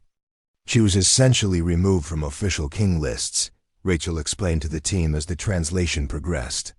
She wasn't seen as a legitimate ruler by subsequent pharaohs, despite clearly exercising full royal authority during her reign. The innermost sarcophagus, when carefully documented and opened under strict conservation protocols, revealed a mummy adorned with extraordinary funerary jewelry. Unlike the more famous golden mask of Tutankhamun, Ankheper's face covering combined traditional pharaonic symbols with distinctly feminine attributes, concrete evidence of a female ruler presenting herself with full pharaonic regalia. This discovery will necessitate rewriting significant portions of 18th dynasty history, Dr. Al-Sayed noted as they documented the extraordinary find. The traditional narrative of succession between Akhenaten and Tutankhamun clearly omitted Ankheper's role. Among the burial goods, Rachel discovered something that connected directly back to Westfield Library, a distinctive scarab seal matching one depicted in Ambrose Westfield's journals. This confirmed that Westfield had indeed visited this tomb before sealing it again, taking only enough evidence to create his map while preserving the site for future, more sophisticated archaeological study. He was a man ahead of his time. Rachel remarked to Dr. Karim, "Most Egyptologists of his era would have removed what they could carry and claimed personal discovery. Instead, he documented and preserved, waiting for a time when proper archaeological methods could do justice to the find." As the weeks of documentation stretched into months, the significance of the discovery only grew. The tomb contained not only unprecedented artistic and historical treasures, but also diplomatic correspondence that transformed understanding of Egypt's international relations during a critical period. Most significant for Rachel personally was the vindication of her research. The tomb contained direct evidence confirming theories she had proposed about female leadership during Egypt's 18th dynasty, theories that had been dismissed by Victoria Hargrove and led to her professional disgrace. 6 months after the initial discovery, the Egyptian government held a formal press conference announcing the completion of preliminary documentation. Rachel stood alongside Dr. Karim and Dr. Al-Sayed as they presented their findings to the world's media. The tomb of Pharaoh Ankhepur represents the most significant Egyptological discovery since Tutankhamun. Dr. Karim stated, "Its perfectly preserved condition offers unprecedented insights into royal funerary practices and 18th dynasty politics. Most importantly, it conclusively establishes the reign of a female pharaoh during one of ancient Egypt's most pivotal transitions." When Rachel's turn came to speak, she found herself momentarily overwhelmed by the journey that had brought her to this podium. From dismissed and discredited to standing before the world's press as a central figure in history's greatest archaeological discovery since 1922. "Discoveries of this magnitude don't belong to any individual," she began. "They belong to humanity's shared cultural heritage. I'm merely fortunate to have been the person who found Ambrose Westfield's map, which in turn led us to this extraordinary tomb," she continued, finding strength in the truth of her words. "What we've uncovered here isn't just golden treasures, though they're undeniably spectacular. We've discovered a missing chapter in human history, evidence of female leadership erased from official records, but preserved in the silent testimony of this tomb. For me, that represents the true value of archaeology, not finding treasures, but finding truth." The press conference sparked global interest in both the tomb and its discovery story. Journalists traced the path from Rachel's purchase of the abandoned Westfield Library to the revelation of one of history's most significant archaeological sites. The narrative of an archaeologist who lost everything only to make the discovery of a lifetime resonated deeply with the public. Back in Westfield, Edward had transformed the library into a thriving research center, with the hidden room now a carefully preserved historical exhibit. Visitors from around the world came to see where Westfield had concealed his map and to learn about the man whose foresight had preserved a pharaoh's tomb for proper scientific study. "The town's completely transformed," Edward told Rachel during one of their regular video calls. "New businesses opening, hotels at capacity, the county's approved funding to restore the downtown. All because you noticed one bookcase that didn't quite match the others." Rachel smiled at the symmetry of it all. A forgotten library led to a forgotten pharaoh, both brought back into the light after being erased from their respective histories. When Rachel finally returned to Westfield nearly a year after her departure, she found a community transformed. The once struggling town had embraced its unexpected connection to one of archaeology's greatest discoveries. The library, now officially the Westfield Center for Archaeological Research, had expanded into neighboring buildings, hosting scholars from prestigious institutions worldwide. Edward greeted her at the airport, his face lighting up with genuine joy. The prodigal archaeologist returns. Though I guess prodigal isn't accurate when you come back triumphant rather than repentant. The drive through Westfield revealed. The town's revitalization restored historic buildings, new businesses, and a prominent museum under construction that would house replicas of the tomb's treasures, alongside exhibits detailing Ambrose Westfield's role in the discovery. The Egyptian government has been remarkably generous, Edward explained. They're providing exact reproductions of key artifacts for our museum in recognition of Westfield's foresight and your role in the discovery. When they reached the library, Rachel found herself momentarily overwhelmed by emotion. This building, purchased in her moment of deepest desperation, had changed everything, not just for her, but for archaeological understanding, for Westfield itself, and for how history would view a female pharaoh nearly erased from the record. Inside, the main reading room had been restored to its original grandeur, now serving as both research space and exhibit area. The rare books room had been preserved exactly as Rachel had found it, while the hidden chamber beyond now housed a meticulous display explaining Ambrose Westfield's extraordinary decision to document but not exploit his discovery. We've had interest from major universities wanting to establish research partnerships, Edward said proudly. The Westfield Papers, as they're now called, have become essential reading for Egyptologists worldwide. That evening, the town held a reception in Rachel's honor. Standing before the gathered community that had embraced her discovery so completely, she reflected on the strange path that had led her here.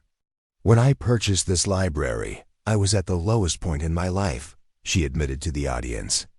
I had lost my career, my reputation, and nearly all my possessions.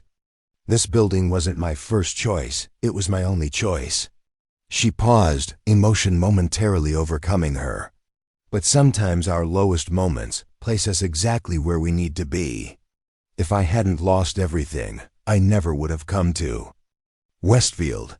I never would have found Ambrose Westfield's map.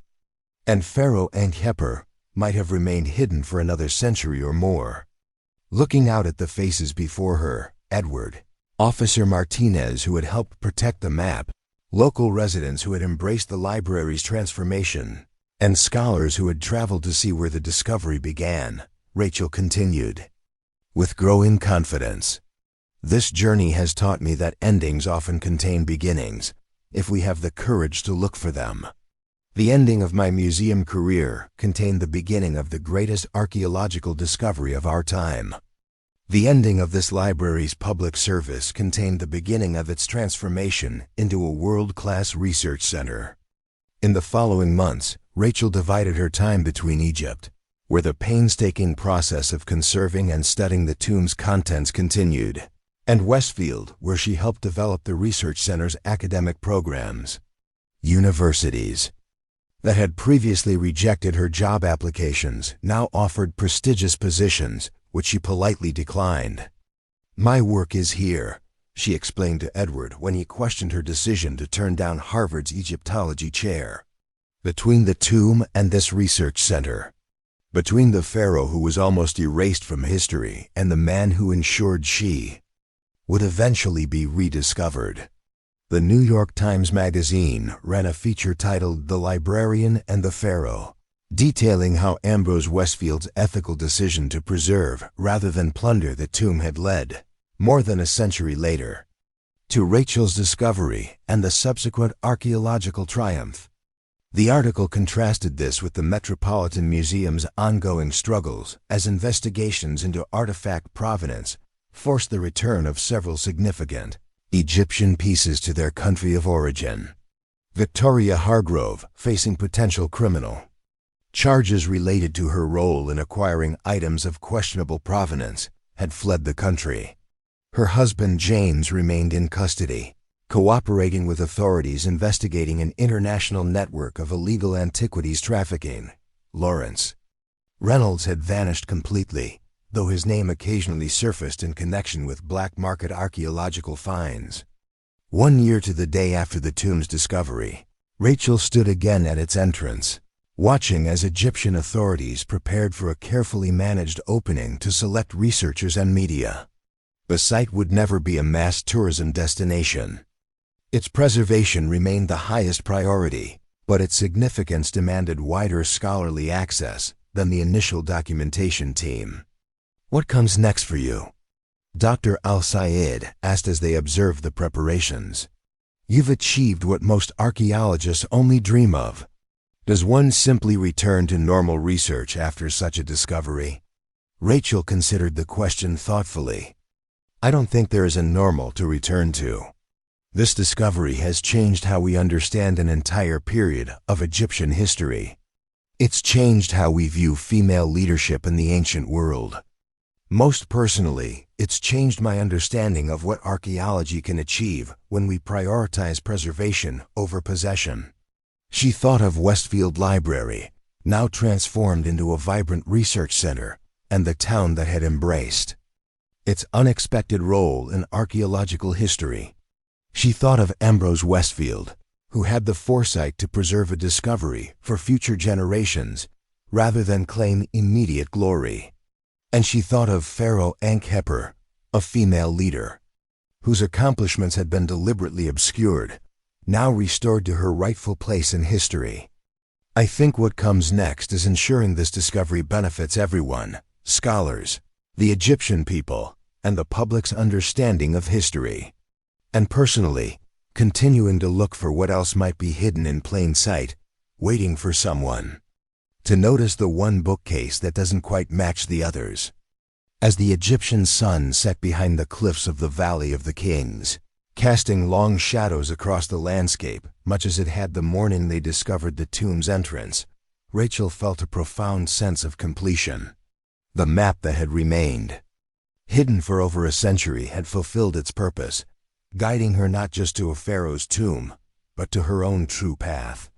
Sometimes, she reflected, the greatest treasures aren't gold and jewels sealed in ancient tombs, but truth and purpose hidden in unexpected places, like an abandoned library purchased with the last $250 by someone with nothing left to lose, and everything yet to discover. 3 years after the discovery of Pharaoh Ankheper's tomb, Rachel Morgan stood in the Grand Gallery of Cairo's newly completed Museum of Egyptian Civilization. Before her stretched an extraordinary exhibition, The Female Pharaoh, Ankheper's Legacy, showcasing selected treasures from the tomb alongside interactive displays explaining their historical significance. The Egyptian government had spared no expense in creating a showcase worthy of what many now called the most important archaeological discovery of the 21st century. Quite something, isn't it? Dr. Hassan Karim approached, his face reflecting the pride of a nation reclaiming a lost chapter of its heritage. 2 million visitors in the first 6 months. The president says tourism revenues have increased 30% nationwide. Rachel nodded, watching a group of young Egyptian schoolgirls clustered around a display of Ankheper's royal regalia, the first confirmed examples of a female pharaoh's official royal attributes. The economic impact is wonderful, but I'm more moved by what this means culturally. Those girls are seeing tangible proof that women led at the highest levels of ancient Egyptian society. Your discovery has rewritten history books, Dr. Karim. Agreed. Not just Egyptian history, but how we understand female leadership throughout the ancient world. Rachel smiled at his choice of words. Our discovery, she corrected gently, and Ambrose Westfield's before us. I merely found his map. The exhibition represented just one aspect of the tomb's impact. Academic journals had published hundreds of papers analyzing everything from Ankheper's political strategies to the artistic innovations evident in her funerary goods. Most significantly, the biographical texts found in the burial chamber had confirmed Rachel's original theories about female leadership during the turbulent post-Amarna period, theories that had once cost her career. The Japanese delegation arrives tomorrow, Dr. Karim reminded her. They're particularly interested in our conservation techniques. Since the tomb's discovery, Egypt had emerged as a world leader in archaeological preservation technology. The methodical documentation and conservation of Ankh-Heper's artifacts had established new international standards, with researchers from around the globe traveling to Cairo to study these innovations. "I'll be ready," Rachel assured him. As the tomb's discoverer, she had become an unofficial ambassador for the project, meeting with scholarly delegations and helping navigate the complex intersection of archaeology, politics, and cultural heritage. Later that evening, returning to her apartment overlooking the Nile, Rachel found a package waiting, postmarked from Westfield, Massachusetts. Inside was a leather-bound book with a note from Edward Finch, finally completed the full translation. An annotation of Ambrose Westfield's journals. "Thought you should have the first copy. The Research Center sends its continued appreciation."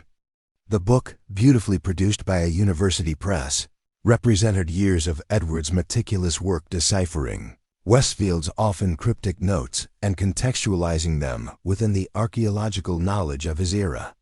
Titled "The Ethical Archaeologist," Ambrose Westfield and the Tomb of Ankh-Heper, it had already received advance praise from leading scholars. As Rachel leafed through the pages, her phone chimed with a video call request. Edward himself, still serving as director of the thriving Westfield Center for Archaeological Research. "Did it arrive?" he asked eagerly when she answered. Despite being in his 80s now, Edward's eyes retained their sharp intelligence and enthusiasm. "Just opening it now." Rachel held up the book. "It's beautiful, Edward. Your work honors Westfield's legacy perfectly. The university wanted to send a representative to hand-deliver it, but I insisted on mailing it personally." He chuckled. "Some things should maintain a certain simplicity, even in our digital age. How's Westfield?" Rachel asked, settling into her sofa with the book cradled in her lap. Edward's face brightened further. "Thriving beyond anyone's expectations. The Research Center now occupies the entire block. We're hosting 3 international conferences this year. The museum expansion opens next month with a new wing dedicated to Westfield's other expeditions. The transformation of a struggling small town into an internationally recognized center for archaeological research represented one of the most unexpected outcomes of Rachel's discovery. What had begun as a desperate purchase of an abandoned building had catalyzed economic revitalization that extended far beyond Westfield itself, creating research positions, restoration projects, and tourism infrastructure throughout the region. "And you?" Edward asked. "The news shows you meeting with presidents and prime ministers these days. Quite a journey from buying our derelict library with your last $250. Rachel laughed softly. "Those meetings are the least interesting part of my work. I'm much more energized by the educational initiatives we're developing. Did you see that Ankh-Heper's leadership is now included in Egyptian primary school curricula?" "I did indeed. Restoring a forgotten female leader to her rightful place in history. That's a legacy that extends far beyond archaeological circles." After ending the call, Rachel returned to Edward's book, immersing herself in the newly translated details of Ambrose Westfield's extraordinary ethical choice. Unlike many of his contemporaries who viewed Egyptian artifacts as trophies to be claimed for Western museums, Westfield had recognized the tomb's significance demanded preservation for future, more advanced archaeological techniques. One passage particularly struck her. "I face a choice between immediate glory and enduring contribution," Westfield had written in 1899. "To announce this discovery now would ensure my place in archaeological history, but at the cost of proper scientific documentation. The tomb would be emptied within weeks, its contents scattered to museums and private collections, its context forever lost. Instead, I choose to be the guardian of its location, trusting that a future archaeologist with superior methods will one day complete what I have begun." These words resonated deeply with Rachel. Westfield had sacrificed immediate recognition for the greater good of historical knowledge, trusting the future to validate his choice. That trust had been fulfilled. Though the path to discovery had taken unexpected turns through an abandoned library and a desperate archaeologist seeking only shelter.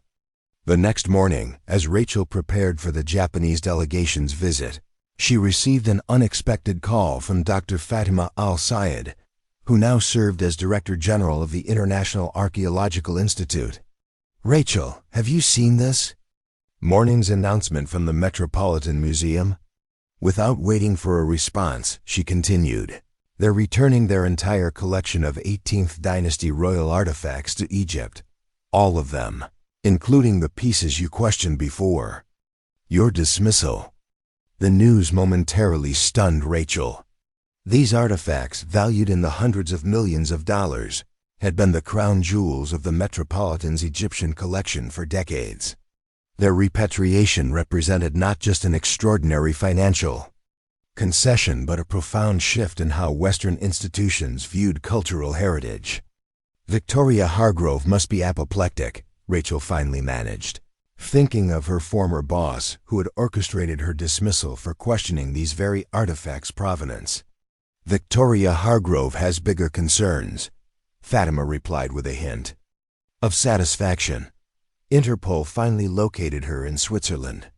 She's being extradited to face charges related to trafficking illegally excavated antiquities." The news represented the culmination of investigations sparked by the Ankh-Heper discovery. Evidence from the tomb had confirmed that certain artifacts in Western museums could only have come from unauthorized excavations, either ancient tomb robbery or more recent archaeological looting.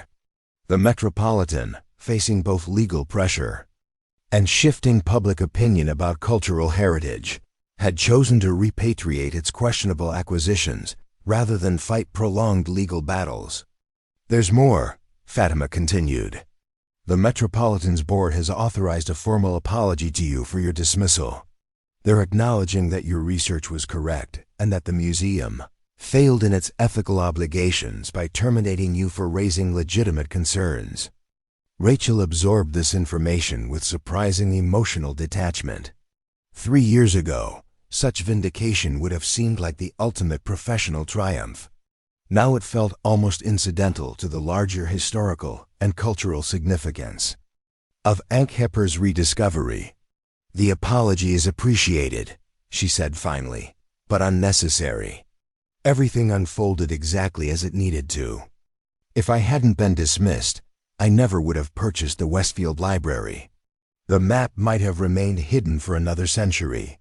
After ending the call, Rachel stood at her apartment window, gazing out at Cairo's skyline where ancient monuments stood alongside modern buildings.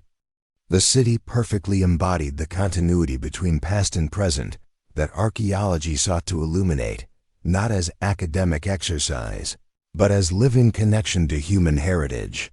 The Metropolitan's decision marked a significant shift in how cultural artifacts were viewed globally. Rather than trophies to be claimed and displayed by whoever possessed the resources to acquire them, they were increasingly recognized as elements of shared human heritage with special significance to their cultures of origin. Rachel had played a central role in this evolving understanding, though not in the way she might have anticipated during her museum career.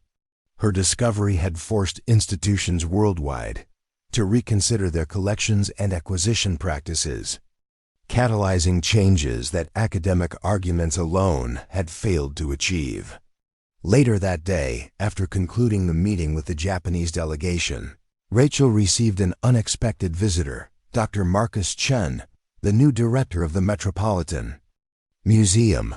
He had requested a private conversation away from the media attention surrounding the repatriation announcement.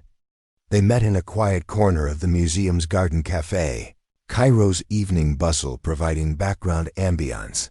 Dr. Chen, a respected archaeologist himself before entering museum administration, seemed genuinely uncomfortable. "Dr. Morgan, I wanted to deliver our apology personally," he began. "The formal letter will follow, but some matters shouldn't be handled through correspondence alone." Rachel studied him thoughtfully. You weren't involved in my dismissal, Dr. Chun. You don't personally owe me an apology. Not personally, perhaps, but institutionally the responsibility is clear. He straightened his shoulders. Your research, questioning the provenance of our 18th dynasty collection, was methodologically sound and ethically necessary. Your termination reflected institutional priorities that placed donor relationships above archaeological integrity. That was wrong. His directness was refreshing after years of institutional evasion. I appreciate your candor, Rachel acknowledged. Though as I mentioned to Dr. Al-Sayed earlier, everything unfolded as it needed to. My dismissal led directly to Ankhepur's discovery. Nevertheless, Chun continued, beyond the apology, I'm authorized to offer you the position of Senior Curator of Egyptian Antiquities, with full autonomy to reshape our Egyptian department according to modern ethical standards. The offer, prestigious, influential, and lucrative, would have represented career pinnacle for most archaeologists. For Rachel, it prompted reflection on how dramatically her professional aspirations had evolved since purchasing the abandoned library. I'm honored by the offer, she replied carefully, but my work remains here in Egypt, collaborating directly with the antiquities authorities and educational initiatives. My focus has shifted from curating existing collections to ensuring new discoveries benefit everyone, especially the cultures that created them. Dr. Chun nodded, unsurprised. I anticipated that response, but the offer needed to be made. Your work has transformed archaeological practice beyond Egyptian artifacts. Alone, the Metropolitan is implementing new provenance standards across all departments based largely on protocols developed through the Ankhepur project. Their conversation continued, touching on collaborative possibilities between Egyptian institutions and Western museums. Rachel found herself increasingly comfortable in this diplomatic role, bridging cultures, institutions, and historical periods in service to shared human heritage. As summer turned to autumn, Rachel divided her time between ongoing work at the tomb site, where conservation and documentation continued, and expanding educational initiatives.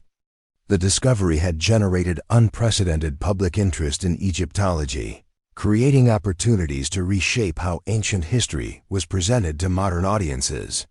One particularly meaningful project involved working with Egyptian educators to develop curriculum materials about female leadership in ancient Egypt. Rachel had partnered with women's organizations to ensure Ankhepur's story reached beyond academic circles, inspiring contemporary women and girls with tangible evidence of female political leadership from over 3,000 years ago. History shapes our sense of what's possible, she explained during a teacher training workshop in Luxor. When we recover stories of powerful women that were deliberately erased, we're not just correcting historical records, we're expanding the imagination of what women can achieve today. These words resonated deeply with the educators, many of whom had grown up without seeing female historical figures prominently featured in their textbooks.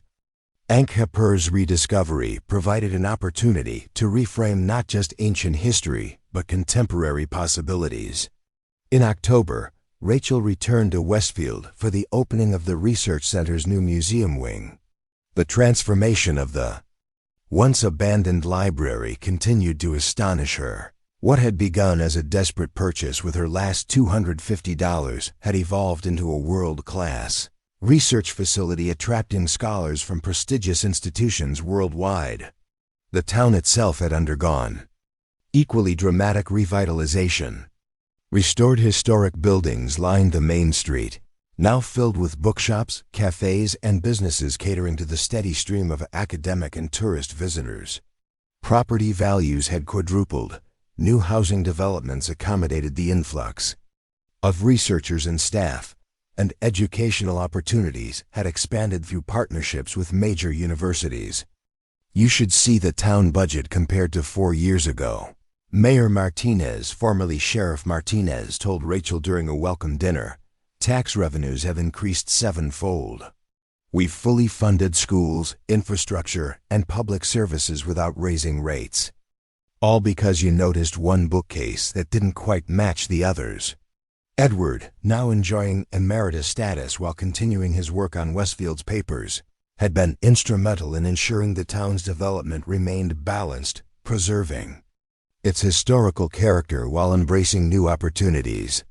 His wisdom and deep community connections had guided growth that benefited longtime residents rather than displacing them.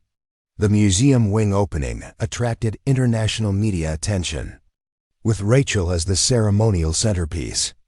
Standing before the ribbon, she found herself reflecting on the improbable journey that had brought her here.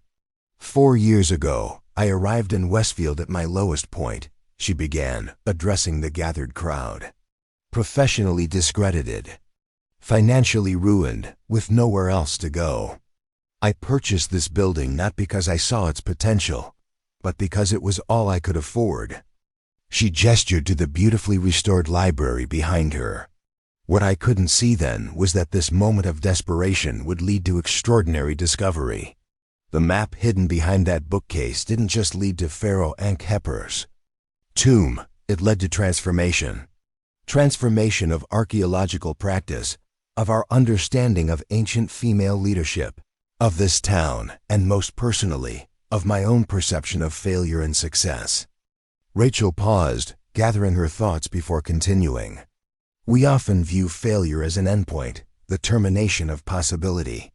What I've learned through this journey is that failure is frequently the necessary beginning of something greater than we could have originally imagined. My dismissal from the Metropolitan wasn't the end of my archaeological career. It was the essential first step toward a discovery that has reshaped our understanding of ancient history. The crowd responded with appreciative applause particularly. The students from Westfield's high school, where an archaeology club now boasted the highest membership of any extracurricular activity.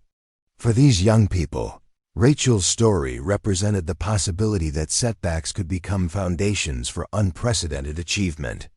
After the ceremony, Rachel spent time in the research center's archives, where Edward's team continued their meticulous work documenting Ambrose Westfield's papers. Beyond the map that had led to Ankhepper's tomb, these archives contained observations from numerous other expeditions, potential resources for future archaeological discoveries. We've identified 3 other sites Westfield documented that remain unexcavated, Edward explained, spreading maps across a conservation table. His notes suggest significant findings at each location, though nothing approaching Ankhepper's importance. Rachel studied the materials with professional interest. His documentation was remarkably precise for his era. These could definitely warrant exploration with modern techniques. Perhaps another project for you, Edward suggested with a twinkle in his eye. Once the Ankhepper work is complete, Rachel smiled, appreciating his ongoing enthusiasm despite his advancing years. One world-changing discovery may be my lifetime quota, Edward. Though I'd certainly consult on any expedition based on Westfield's notes. That evening, a reception at the town hall brought together community members, academic partners, and government officials celebrating the research center's expansion. Rachel circulated through the crowd, still somewhat uncomfortable with her celebrity status but recognizing the importance of her presence to those who had supported the center's development. A young woman in her early 20s approached hesitantly. Dr. Morgan, I'm Sophia Martinez, Sheriff Martinez's daughter. I just wanted to thank you personally. For what? Rachel asked, genuinely curious.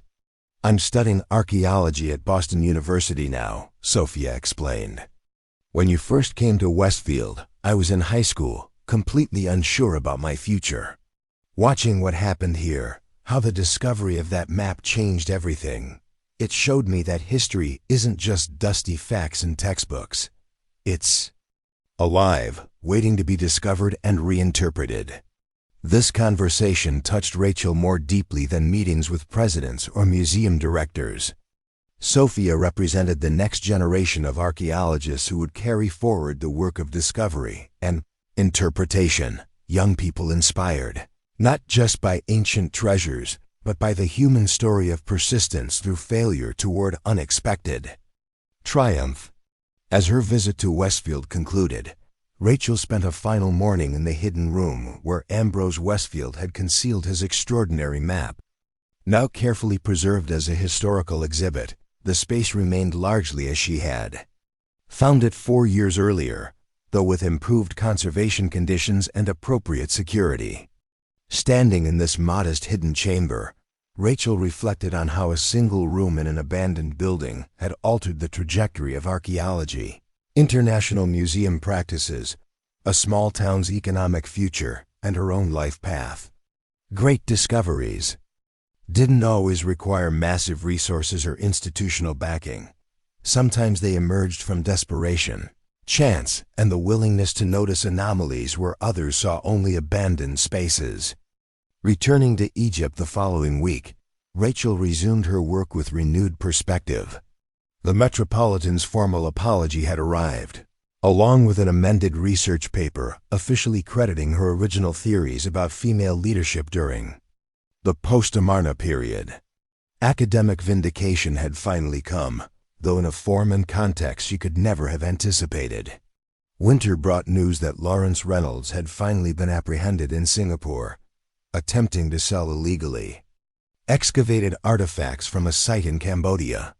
His capture completed the circle of accountability for those who had pursued Westfield's map for private gain rather than historical understanding.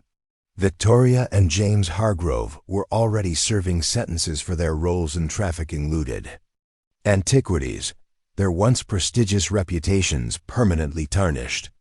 As the 3rd anniversary of the tomb's opening to researchers approached, the Egyptian Antiquities Ministry organized a special symposium bringing together the international team that had documented Ankh-Heper's burial.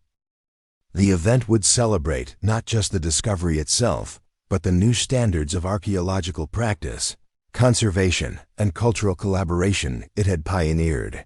The night before the symposium, Rachel visited the tomb alone, a rare privilege granted by Dr. Karim in recognition of her unique connection to the site. Standing in the burial chamber, surrounded by walls still vibrant with colors applied over 3 millennia ago, she felt the presence of multiple intersecting histories: Ankh-Heper's brief but consequential reign, Ambrose Westfield's ethical choice to preserve rather than plunder, and her own journey from professional disgrace to archaeological immortality. "None of us expected how our stories would unfold," she whispered to the empty chamber. "A female pharaoh erased from official records but preserved in this tomb. An archaeologist who sacrificed recognition to ensure proper preservation. And me, finding my greatest success through what initially seemed like ultimate failure." The symposium itself gathered hundreds of specialists from disciplines ranging from archaeology and conservation to museum studies and education.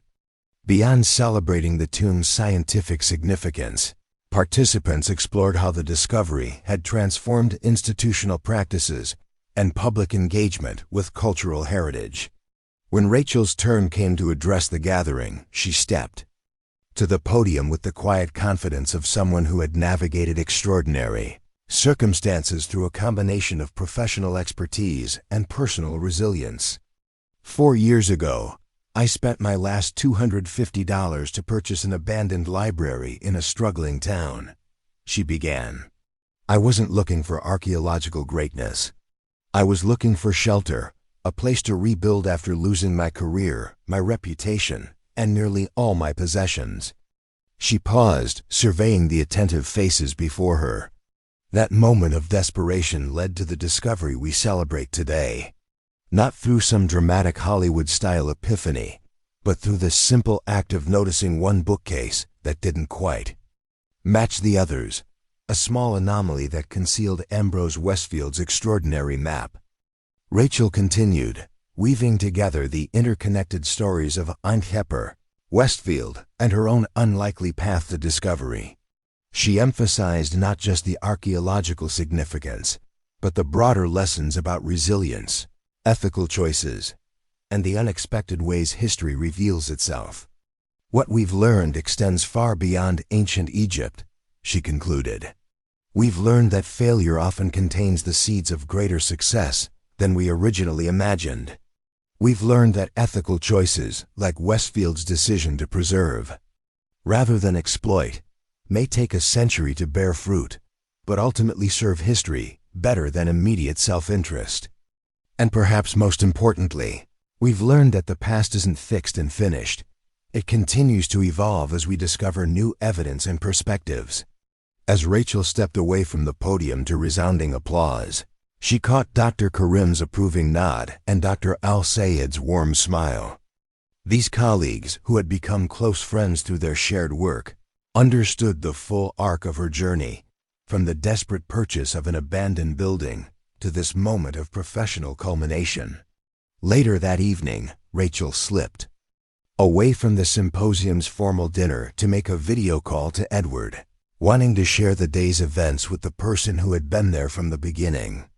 "You should have seen the exhibition they've created," she told him, her excitement evident despite the digital connection. "They've reconstructed the library's rare books room and hidden chamber, showing exactly how Westfield concealed the map. Your research is prominently featured throughout." Edward beamed with pleasure. From one forgotten building to international recognition. Not bad for a small-town library and a couple of people who noticed what others overlooked. Rachel smiled at his characteristic modesty. That's the essence of both archaeology and life, isn't it? Noticing what others overlook. Finding value in what appears abandoned. Recognizing that what seems like an ending might actually be the necessary beginning of something extraordinary. As Rachel ended the call and rejoined the symposium celebrations, she carried with her the profound understanding that had emerged from her unlikely journey. The greatest discoveries in archaeology and in life often come not from careful planning and institutional support, but from moments of desperation that force us to see possibility where others see only abandonment. Her last $250, spent on a forgotten building in a struggling town, had unlocked not just an archaeological treasure, but a new understanding of resilience, transformation, and the unexpected ways history continues to reveal itself to those willing to notice the one bookshelf that doesn't quite match the others. Up next, you've got two more standout stories right on your screen. If this one hit the mark, you won't want to pass these up. Just click and check them out. And don't forget to subscribe and turn on the notification bell so you don't miss any upload from us.